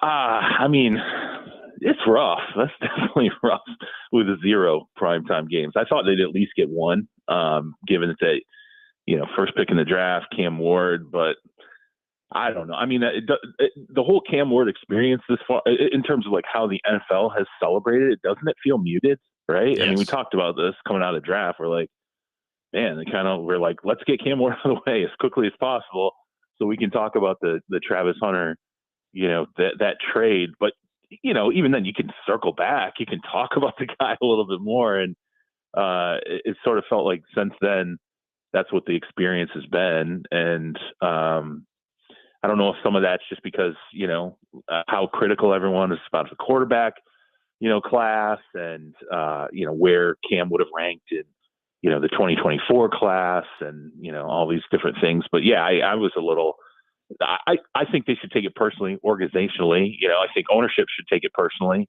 Amy might want to have a conversation with Roger Goodell and go like, really? We're not the smallest market team. We're not Jacksonville, right? Atlanta, how many primetime games did Atlanta get? 5? They had 5. Like, I mean, come on. Miami got 5 for Atlanta. Seriously? Miami 5. I mean, that's wild. It's right. Miami was not a good team last year at all. And there's a constant, cloud hanging over the organization of like, is Tua even going to be there, for how many of these games? Like, you're constantly worried about a concussion issue. Atlanta, you can't tell me Penix is a proven commodity and you're giving that team 5 primetime games. I think it was a slap in the face for sure. And this is the type of situation that this is where your ownership's got to step up and have a conversation with the commissioner and go, like, what's the deal here? Like, how are we, not given a single primetime game? And then you have these, no NFC South team should be getting 5, and the Titans with the first pick in the draft and Cam Ward gets 0, particularly. And, I don't want to say this is how it's going to go, but look, Jaden Daniels transformed the Washington Commanders last year in a way that no one expected. And certainly if that was anticipated, that's a team that would have had, not, and they had primetime games last year. But I mean, it's, I guess maybe this is also what's, flexing is for later in the season. Let's see what happens. Maybe it unfolds in a way for the Titans that, later in the season, the league starts to eyeball some games to say, look, is there a game we could flex? The start of the schedule, I thought, tough. It's I mean, the Broncos on the road, out of the box. It's a really good defensive team. It's they've poured a lot into the offense this offseason. You don't know what you're going to get out of Knicks, I guess, in year 2 for sure. I mean, we all thought CJ Stroud was on the road to the Hall of Fame, heading into year 2, and obviously it was a slump for him. And so we don't know if maybe that's going to be a more competitive game. I will say this too. The Broncos and the Rams back to back, 1 and 2. I mean, that sucks. Like, it's a really rough start, but it is difficult for teams to scout that first and second game, especially the first game, because you're like, well, what are we looking at? Like, we don't have, there's nothing in the exhibition games to really show us anything. Now we have to go back to 2024 and look at tendencies. So what are you really scouting? And you're going to be starting a quarterback they're not familiar with. They have no idea what Cam Ward's going to look like coming out of the box.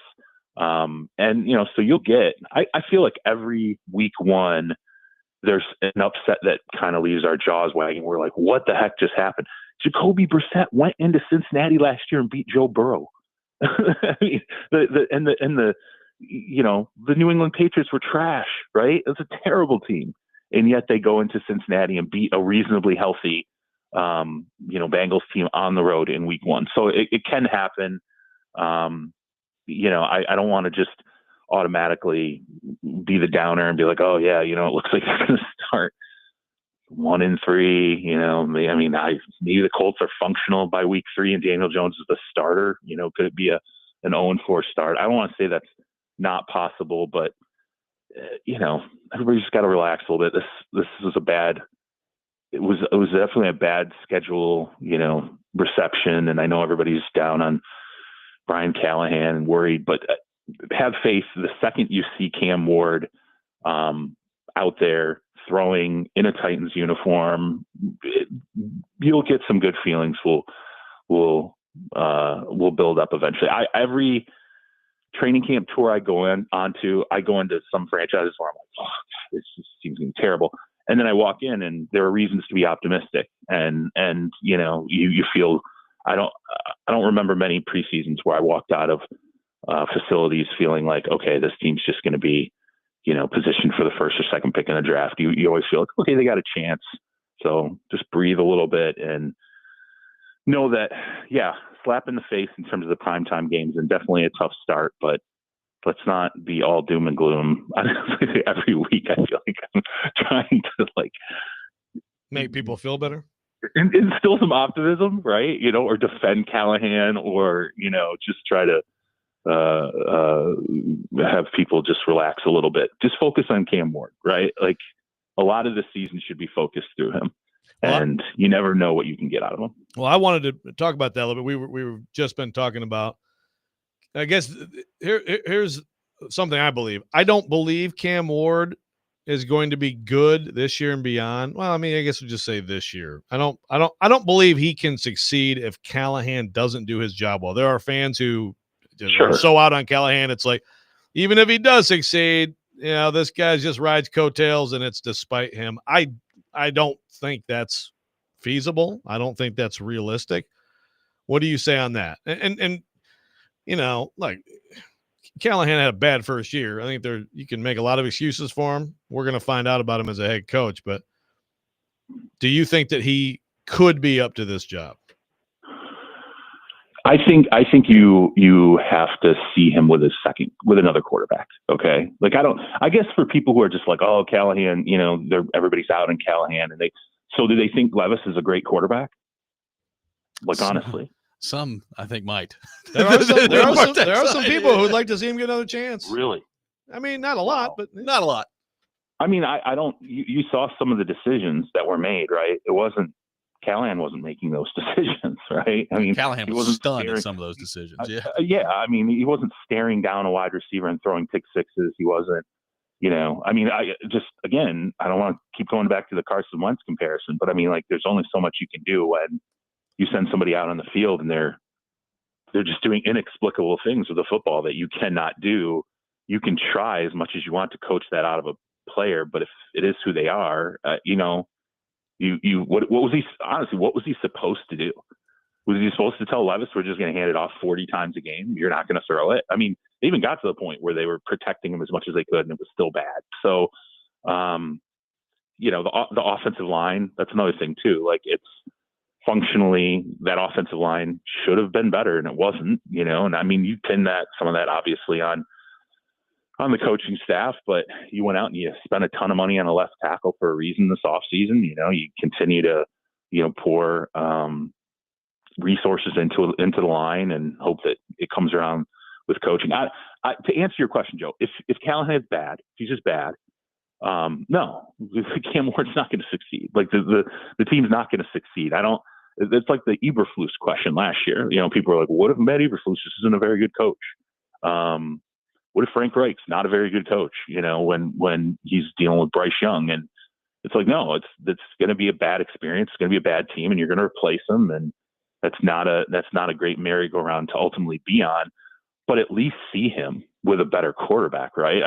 I think personally, this is his opportunity to show. Is he, what does Callahan bring to the table with a different player, who, albeit it does have the penchant at times to force things and, make some mistakes and have some overconfidence. But if Cam Ward looks like a good player, they're pointing in the right direction, he's making strides, then you have to have the conversation of how much of this is the quarterback and how much of this is the head coach or the tandem together. But, I think people just got to, unless you truly believe Will Levis was ruined somehow by the Titans. And if that was the case, teams would have come to acquire him straight up. Like if Will Levis, he wouldn't have slipped to the second round of the draft. Like just let's read the room here. He was supposed to be a top, 10 pick, top 5 pick, slides to the second round of the draft. We hear all the, some teams didn't like him, how he presented himself, or some of the things he did in college, his play declined and, saw it on the field. How much of this are you going to sit there and go, no, he's still a great player. It was a Callahan problem. It wasn't a Will Levis problem. Okay, well, then you're out then. You're just going to be out until Callahan proves otherwise. So I'm willing to give him a shot with Cam Ward and at least see how the offense looks. If it's still terrible, then, again, you have the Matt Eberflus conversation where you're like, okay, we've seen this. And, again, he's a defensive coach, but still, as a head coach, as a leader, you're like, okay, we've seen this. We've seen it a few times. They've changed things. They moved the furniture around. Nothing changed. It's still ugly. You got to move on. I don't think we're there yet with Callahan, and it's unfortunate that some people are just dead set that that's how they feel. So, Charles, Derrick Henry yesterday lands a 2-year extension with Baltimore, $30 million, $25 million guaranteed, coming off a year where he ran for over 1,900 yards at the age of 30. So you're talking about we know Derrick Henry around here. He's an absolute freak of nature. So what do you make of that deal? And how long do you think Derrick Henry can continue to do this as he moves forward here in Baltimore? It's a tough question to answer because I didn't think he was capable of doing what he did last year. Even going to Baltimore, where I was like, okay, you're going into a system where so much is predicated on running the football, and they know how to do it well, and they know how to scheme for it. Plus, you have a dynamic quarterback in the backfield that changes how defenses can just stack up against a running back. I do think Lamar Jackson is probably a little bit of a career extender for him because there's just never been a quarterback to line up with a dominant running back like this, who is as dominant a runner, is someone who can create things off script and keep a defense far more honest than maybe most quarterbacks can. I mean, look, Lamar Jackson is arguably the best quarterback in the league. If you want to go back to when he was drafted till now, and statistically just really look at it, you could make a very good argument that Lamar Jackson's the best quarterback in the NFL, and in a way that performs in a way that most other quarterbacks can't. That changes and probably elongates the career of a Derrick Henry. That said, I don't know. Historically, I look at the bigger backs, particularly the guys that are super physical, and I feel like when they truly hit that shelf, they hit it hard, right? So I'm thinking like for someone that fans would be familiar with, like Eddie George, right? Like when Eddie George, when it was gone, when the tank was empty, we knew it immediately. We were like, this looks different. And Edgerrin James, same deal. Like Edgerrin James is a guy who very physical runner. When the tank was empty, it was empty fast. And I think Henry is a better player overall than those two, and physically he's different than those two. And again, the quarterback, pairing him with Lamar Jackson, it's like a weird analogy, but it's like when you kind of have an old dog and you bring a puppy in the house and you put them together, like the old dog it's rejuvenated. That's kind of how I feel like it went for him in Baltimore. Now that said, it's hard for me to believe he can repeat almost, running for 2,000 yards last year. Granted, 17-game schedule, but I mean, just the absolute dominance of last year to me was so stunning. I mean, to rush for almost 6 yards a carry was just, it was shocking. I think, a couple years left. I give him, but I think that shelf is coming. Maybe it's 32. Maybe they get a good 25 out of him, maybe a good 26, and then ultimately it's over. But I don't know. What do you guys think? It's. I think you're drinking some haterade personally, but hey, man, keep praying on his downfall. You think things have changed that much, explain to me how you think the dynamics of how bodies, tell me how running backs at 32, this isn't like a quarterback situation. So you tell me how running backs who accrue nothing but hits and punishment, particularly big guys who are upright runners, you tell me how that's suddenly changed. If you want to say, hey, he's just a unicorn, he's something we've never seen. I think we're already there, right? I mean, I think especially because the last 2 years here behind a bad offensive line, I mean, he took way more punishment than he gave out. Right. But last year he got back to, again, a perfect situation for him, perfect scheme, quarterback, all that. Yeah. And he's obviously the workouts every offseason, people make a big, but they are absurd, right? I mean, the stuff he does. I in all seriousness, I wouldn't be shocked if you're right. If in a couple of years it's a lot different, but I think he has already hit unicorn status. So I'm keeping an open mind. How long does that last? Well, Joe? yeah, you think I don't know. Go to 35, being like a first team All Pro runner. I think the way have 1,500 yard season in 2028. No, but I think that he could be a little bit more of a. Oh, he's still getting 700-800 this year beyond when we thought possible. You know what I mean? So I think a year or two of high level production is possible, but I don't know that, you know what I mean? Instead of totally Eddie George was he goes to the Cowboys and okay, bye, your career's over. I don't know, with Derek and the things that he does to prepare himself, I could see him pushing it to still being an asset for someone in this league, sure, beyond what we think possible. Well, again, he went from Edgerrin James went from Indianapolis to Arizona, right? And it wasn't even Arizona wasn't a terrible, I would say that Eddie George finishing his career at 31 in Dallas was just a rough, far more bad place, a bad landing spot to put him, even more than Edgerrin going to Arizona. It's opposite with Derek. He went from, as you said, accruing a ton of hits, getting beaten up behind an offensive line.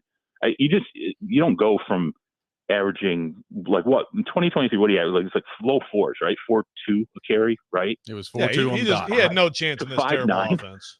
Yeah. To literally your best ever, rushing, per touch, 5.9 yards is insane. And if we saw that at a 23-year-old Saquon, you're stunned. So, it's again, he landed in the absolute perfect place. But he's going to be 31. You don't know what if an injury happens. That's another thing too. We're just assuming he's not going to get injured. There's not going to be a shoulder that pops up all of a sudden, which can completely destroy the end of your career. There's not going to be a knee. We're just presuming that he's going to be in perfect health. I will ask you this: what's the crux of the curiosity there? Our fans, our fans, Titans fans, sitting there going we let this guy out the door. What a huge mistake. That's part of the, because I can tell you organizationally, he would have not functioned at all like that. In 2024, behind the Titans line, it would not have looked anything like it looked like in Baltimore. So I guess what's the crux of the argument here, the conversation? Well, I just think, number one, it's where he's gone. Titans fans hate the Ravens, and the fact that he's ended up there, I think, is very painful. But then you watch him run for 2,000 yards last year, and you come back to the money part of it, and some Titans fans feel like they let him walk out the door. Now, the point that I've always brought up is Derrick Henry, if you're him, probably wanted to get out of here and go win. Yeah. So I think that's the one I keep going back and not to. Keep running into a brick wall the way behind it a was. terrible line. Right. Yeah, it's not even. I mean, okay, you can take handoffs from Will Levis or Lamar Jackson. Yeah. You can run behind a Ravens offensive line in a scheme that is built to churn out a massive amount of rushing yardage, or you can go and run into stacked boxes because Treylon Burks never made it, because the wide receiving core is flat, because the offensive line is falling. It's just I get it. It's painful. I understand it, but you can't look at Derrick Henry in Baltimore and go, well, geez, we let that get away. You wouldn't. It's not the same. It's not a 1-for-1. It's not even close. So I don't know. I guess it's an interesting conversation to have, but I still believe things work out the way they work out, health-wise for running backs for a reason. And yeah, I could see him getting to maybe 2 more seasons of high-end production. I just don't know, okay, what's the point of the conversation? It would have never happened in Tennessee. The team wasn't built for it. And as you said, he did want to go to Baltimore. He did want to play in Baltimore. He did want to play with Lamar Jackson. And it's worked out. So it is what it is. And, you're going to have to watch him finish out his career with a flourish in another franchise. So, Charles, with the schedule release, it was an interesting and I know this isn't the first time it's been brought up, but my buddy Matt Barrows wrote this piece yesterday. I want to get your thought on it. I don't think we've talked about this before. If we have, I apologize. But the 18 games, is obviously I've always felt inevitable, but also there is some serious rhetoric, at least coming back from the NFLPA, about how this is already too much. But what about the idea, the 18-16 idea, which is 18 games, so they get that inventory, but the players can only play in 16 of the 18 games or something like that? Do you think that could ever get off the ground? I don't, because you have to sell. Part of the reason why the NFL is pushing for the 18 games is because they're going to tear up their TV deal. And they want to sell, at the NBA, when they redid their TV deal, the NFL sitting there going, oh my God, we're leaving billions of dollars on the table right now, locked into this deal. We need to tear this up as soon as possible. And when we tear it up, we want to sell to all these partners, this a larger schedule. And if we have 18 games, we can sell more games to whether it's Amazon or whatever networks want to get involved in this, Peacock or whoever else, that can't even be seen right now. And also drive more games overseas because they continue to build this 33rd NFL team in the aggregate in the overseas games because they want to sell the TV contracts overseas, abroad as well. That's how they see the money flowing in. You can't then stare at networks and go, yeah, you know what? We're going to take Joe Burrow off the field to 2 of these 18 games, or we're going to take Saquon Barkley off the field 2 of these 18 games. How do you do that? And then what partner? ESPN's going to sit there and go, no, we're not taking 2 games. Do that for the prime game. You take him off for the prime game. The Netflix game. Yeah, there's no way. I mean, there's no NFL partner is going to sit there and go, and I do think, especially, it really drives home with the quarterbacks. You can't take Patrick Mahomes off, out of the saddle for 2 games of the Kansas City Chiefs. Nobody wants to watch the Chiefs with a backup quarterback, right? That's just, I get it. I understand it from a health perspective. But they'd never, what fans, I think, don't understand here, and what I think even players don't understand when you talk about the rhetoric, players can complain all they want. Well, we don't want to do this. It's too many. You're going to lose. You're going to lose because you've never had the ability to go, okay, we don't want that. So rather than do what we've always done, which is eventually belly up to the table and negotiate a larger share of the revenue pie or whatever else we want to change in the off season, get whatever we can get. We're going to strike, and or you're going to lock us out, whatever it is. And we're going to force you to miss games. We're not going to show.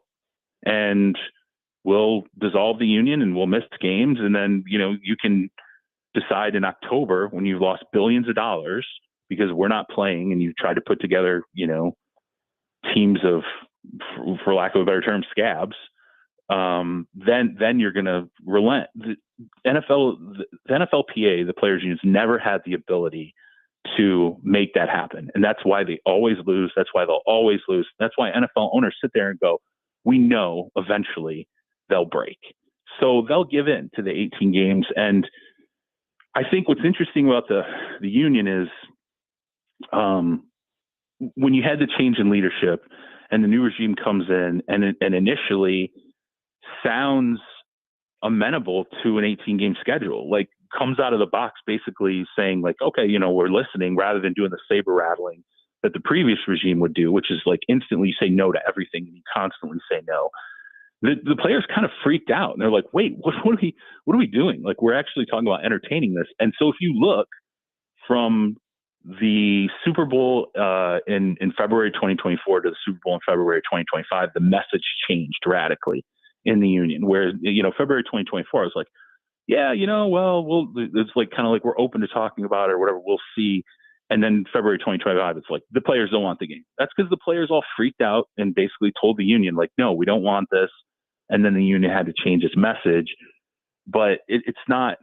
The NFL wants it; they'll get it. And unless players are willing to erase games, that's not going to change. Their best opportunity right now is just to figure out what exactly can they change about how the season functionally works and how much more revenue can they get to make this, worth their while. But I just don't ever see the NFL agreeing to removing players, 2 games a season. It's because I just don't know how you would sell that. I don't know how a TV partner would react when you're taking, superstars off the field a couple games a season. And, how do you even determine who would have to, shoulder that load? And by the way, that would materially damage the amount of money that I think they would get at the negotiating table. You're going to get a lot more if you can guarantee, hey, we're going to push them to play all 18 rather than we're going to push them to play 16. We'll figure that out later. Charles, I hope you really enjoyed NFL schedule release day, one of the most mystifying days of the year to me, where we already know who everybody's playing, but by God, we make a big deal of this schedule. My favorite part, though, is like we know the opponents. We're just finding out the dates, blah, blah, blah. It's great when you tune into all the networks and they're kind of like, forced to be like, oh my God, this is the craziest. This is so wild. And I'll say this, teams have done a good job of making it entertaining from the social media perspective. That's always been kind of fun, kind of watching them rip each other. But if you watch some of the networks yesterday, you can just see in the room, there's some people who are like, what are we doing here? Like, why they just don't want to be there. The Bears and Packers are playing this year. Holy cow, everybody. Did you know? Yeah. Look, there is some, to me, there is some intrigue because I'm like I sat down and I'm like, because we have to write something. So they're like, you got to write something, figure out something to write. I'm like, well, what do I care about here? And I'm like, all right, well, when the schedule comes out, here are the things I'll know. I do kind of want to know when Joe Milton's going to start his first game for the Cowboys, which is obviously going to be an exhibition game, right? And the reason I want to know that is because there's going to be drama, right? Milton's going to go out and he's going to do crazy stuff, and Cowboys fans are going to lose their minds, and they're immediately going to go, maybe if Dak struggles, this should be our starting quarterback. So I kind of want to know, like, who's Milton going to face? Who's he going to start against in the exhibition season? I want to know. For the Titans, I was looking at that Browns game. I'm like, if that's late enough in the season, Shedeur might be starting for the Browns at that point. I mean, frankly, he might be starting game 1. But I'm like, if it's late enough in the season, that could be a Cam Ward versus a Shedeur Sanders game, which is interesting. I'll watch that, regardless of what the records are. Well, when it came out, was it week 14? I'm like, yeah, yep. Okay, like that's interesting to me. So there's certain aspects where I think it's, to me, the Chargers preseason is interesting because Trey Lance is actually going to play in the preseason, and Jim Harbaugh pulled Alex Smith's career off the scrap heap. Maybe Trey Lance has finally gotten to a coach and an offensive coordinator, who can turn around. So there's just certain little wrinkles that I think are interesting in terms of like how it's slotted. But overall, yeah, what did you guys? By the way, now that you know how they start, I'm curious. I'm sure you guys have done the let's figure out the wins and losses. What do you think the record's going to be? I had been a very optimistic 6 games. That's as high as I could go. 5-12. Oh my God, you guys are. I mean, someone's got to suck in this league, right? These guys are as good a candidate as any. Yes, they are. Oh, every week is like, what if Brian Callahan's terrible? I'm just saying. Can Cam Ward make it? Charles, great stuff as always, man. Appreciate you taking time to be with us, and we'll talk to you next week. All right, take care, guys. Charles Robinson from Yahoo Sports, our guest. We'll react to what Charles had to say coming up next. Robby and Rexrode, 102.5, 106.3 The Game.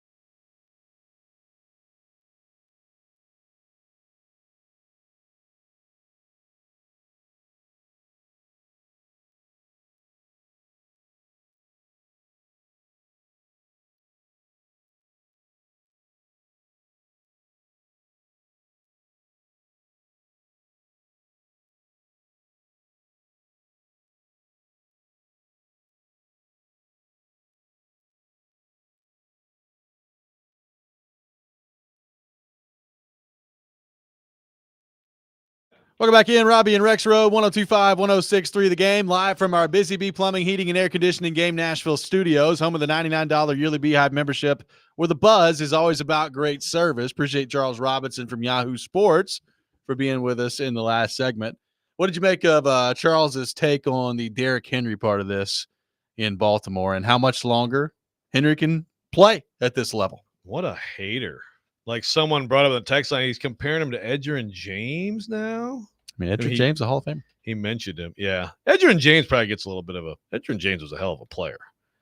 I know. Now, Edgerrin James, a lot of people say the same thing that I just said about Emmitt Smith earlier, right? Which is he was a little bit of a passenger on an incredible offense. And I think there's truth to that. Also, 12,200 yards and 11. See, I mean, pretty freaking good player, man. We didn't get with Charles to your take of Emmitt Smith being the 48th best running back in league history. We'll have to do that next week. And by the way, now that I think about it, put Edgerrin James ahead of Emmitt too. There you go.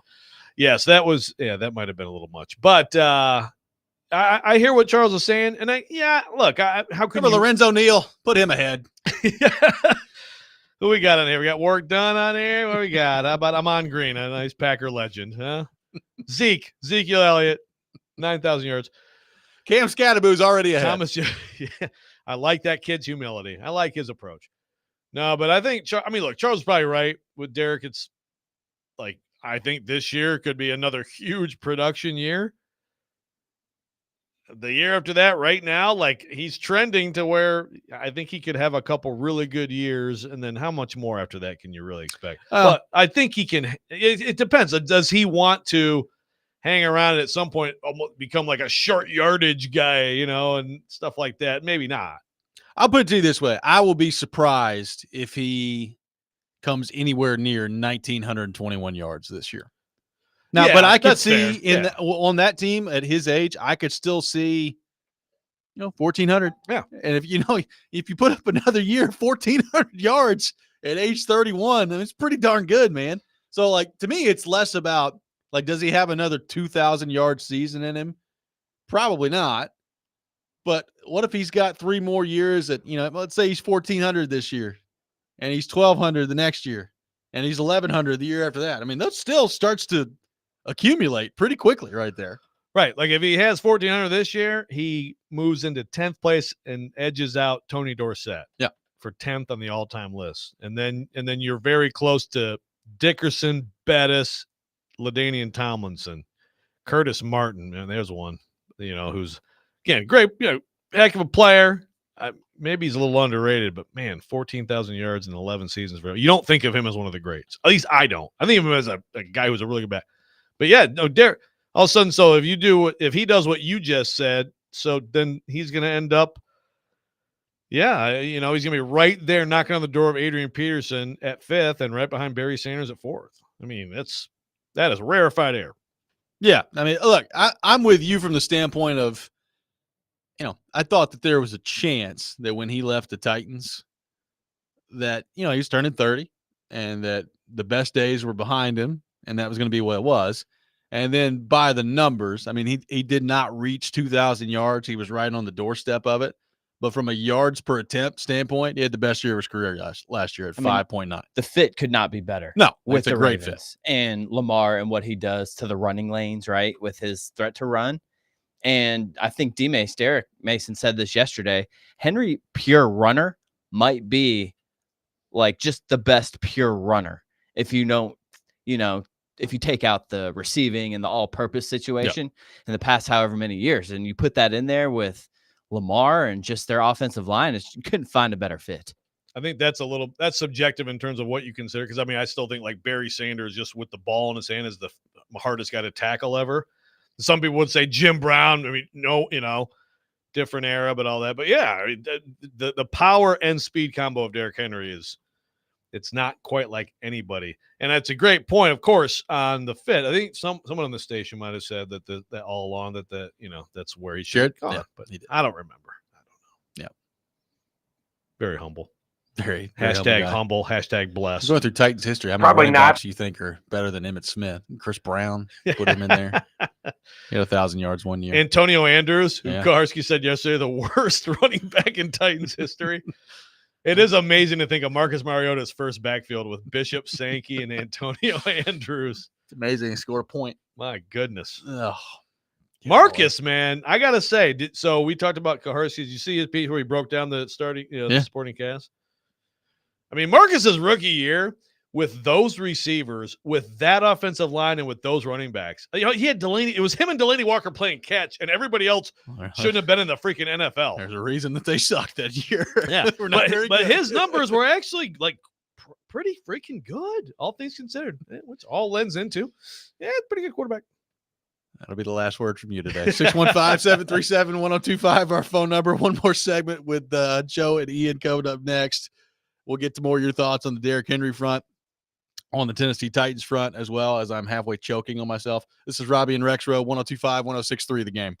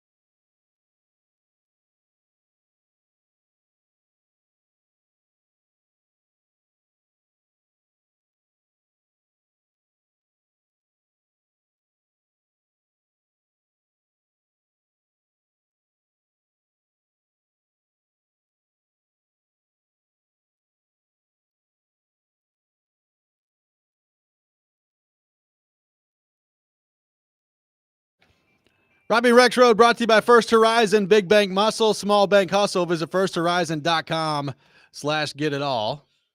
Taking your thoughts on our phone and text lines driven by WilsonCountyHyundai.com. Can you say the word dingle not on the air? All right, because I have to be careful. Charles. Oh, yeah, you got the same text. Tell your listeners I wasn't comparing Edgerrin James to Derrick Henry. I was making a point about physical running backs having a drop-off. Whatever, Charles, you Derrick Henry hater and Edgerrin James lover you. Between Charles' hatred of Derrick Henry and your hatred of Emmitt Smith, it's been quite the day for the running backs on this show. A lot of haterade. On the show. Some serious haterade for Brian Callahan. Speaking of haterade, Andy Ben hates me on the text line. Says, Robby, the slander you put out on the Colts is hysterical, considering the crap show team that plays locally. You actually think the Titans will sweep the Colts this year? Based on what? You do realize they've been right there in contention for the division, even with lackluster quarterback play the last 2 years. My eyes are rolling. Their roster is so much better than the Titans, and it's really not that close. I'd take Daniel Jones over what they had in Minshew when they were a few plays away from defeating the Texans for the division 2 years ago. The Texans. You let me know how Daniel Jones works out. Yeah. I mean, look, Indy Ben, if you are making yourself feel better at the expense of the Titans, then that's fine. I don't disagree that the Colts have a better roster and that the Titans are a bigger bleep show than the Colts. But Indy Ben, the Colts are a bleep show, buddy. I don't know what else to tell you. Like, if you're excited about this big August competition between Daniel Jones and Anthony Richardson, I mean, look, the Colts they're just in the same they are better than the Titans, but in the same category. They're a total afterthought in the NFL this year. I'm sorry. And if they end up having this big breakthrough season and surprise everyone, then I welcome your trash talk. But right now, I think you're a little delusional. I mean, when did the Texans clinch the AFC South last year? I'm legitimately asking. Pretty early. It was pretty early, wasn't it? Yeah. Yeah, the whole division. Whole division was terrible last year. So, I mean, look, Anthony Richardson clearly has not been very good. I've said it. Maybe I'm totally wrong, and Daniel Jones in his second stop is about to pull a Sam Darnold from last year. I would be stunned if I saw it. Quick search says not till December. Right. But I mean, December. Yep. Like what? Are we talking early December? It says December 15th. Okay. So about mid-December. Yeah. That's early. Still with 3 weeks left in the regular season. Yeah. Like, it's not like the Colts are they've not won the division since when? 14?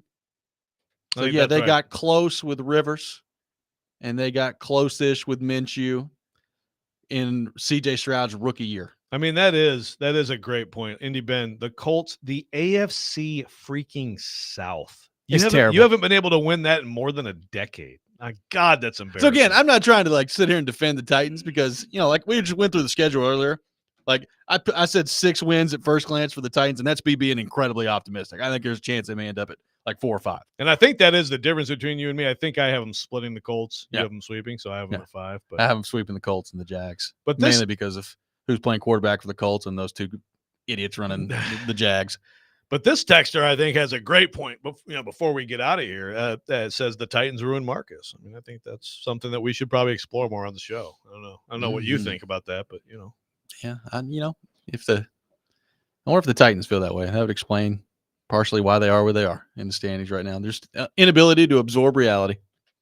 I mean, if Vrabel, they made the Tannehill switch and all that stuff, but they still look at that second half at Kansas City. Tannehill didn't get the job done. What would Marcus have done? Yeah, in that second could have half? run the speed option. Around. He could have made a run just like Mahomes did on that the end of the first half. You just don't know. We don't know what would have happened. You don't know. That's true. I do remember covering a Marcus win in that same stadium just a couple years earlier. Oh well, he's pretty good. We'll see. Indy Ben going back at me. Why do I think the Titans will sweep the Colts? Because I think Daniel Jones sucks. And I think Cam Ward might have a chance to be good. There you go. That's why. Am I totally confident that the Titans are going to sweep the Colts? No, I'm not. I just read through a schedule that had the Titans getting to 6 wins. I can't wait for the 2 Mondays after those games when Indy Ben and Robby go at each other. He'll probably put it at on that the point schedule. remember that Daniel Jones and/or Anthony Richardson is his quarterback. We'll have to worry about it then. That does it for us today. Chase and Big Joe is coming up next. You're listening to 102.5, 106.3, The Game.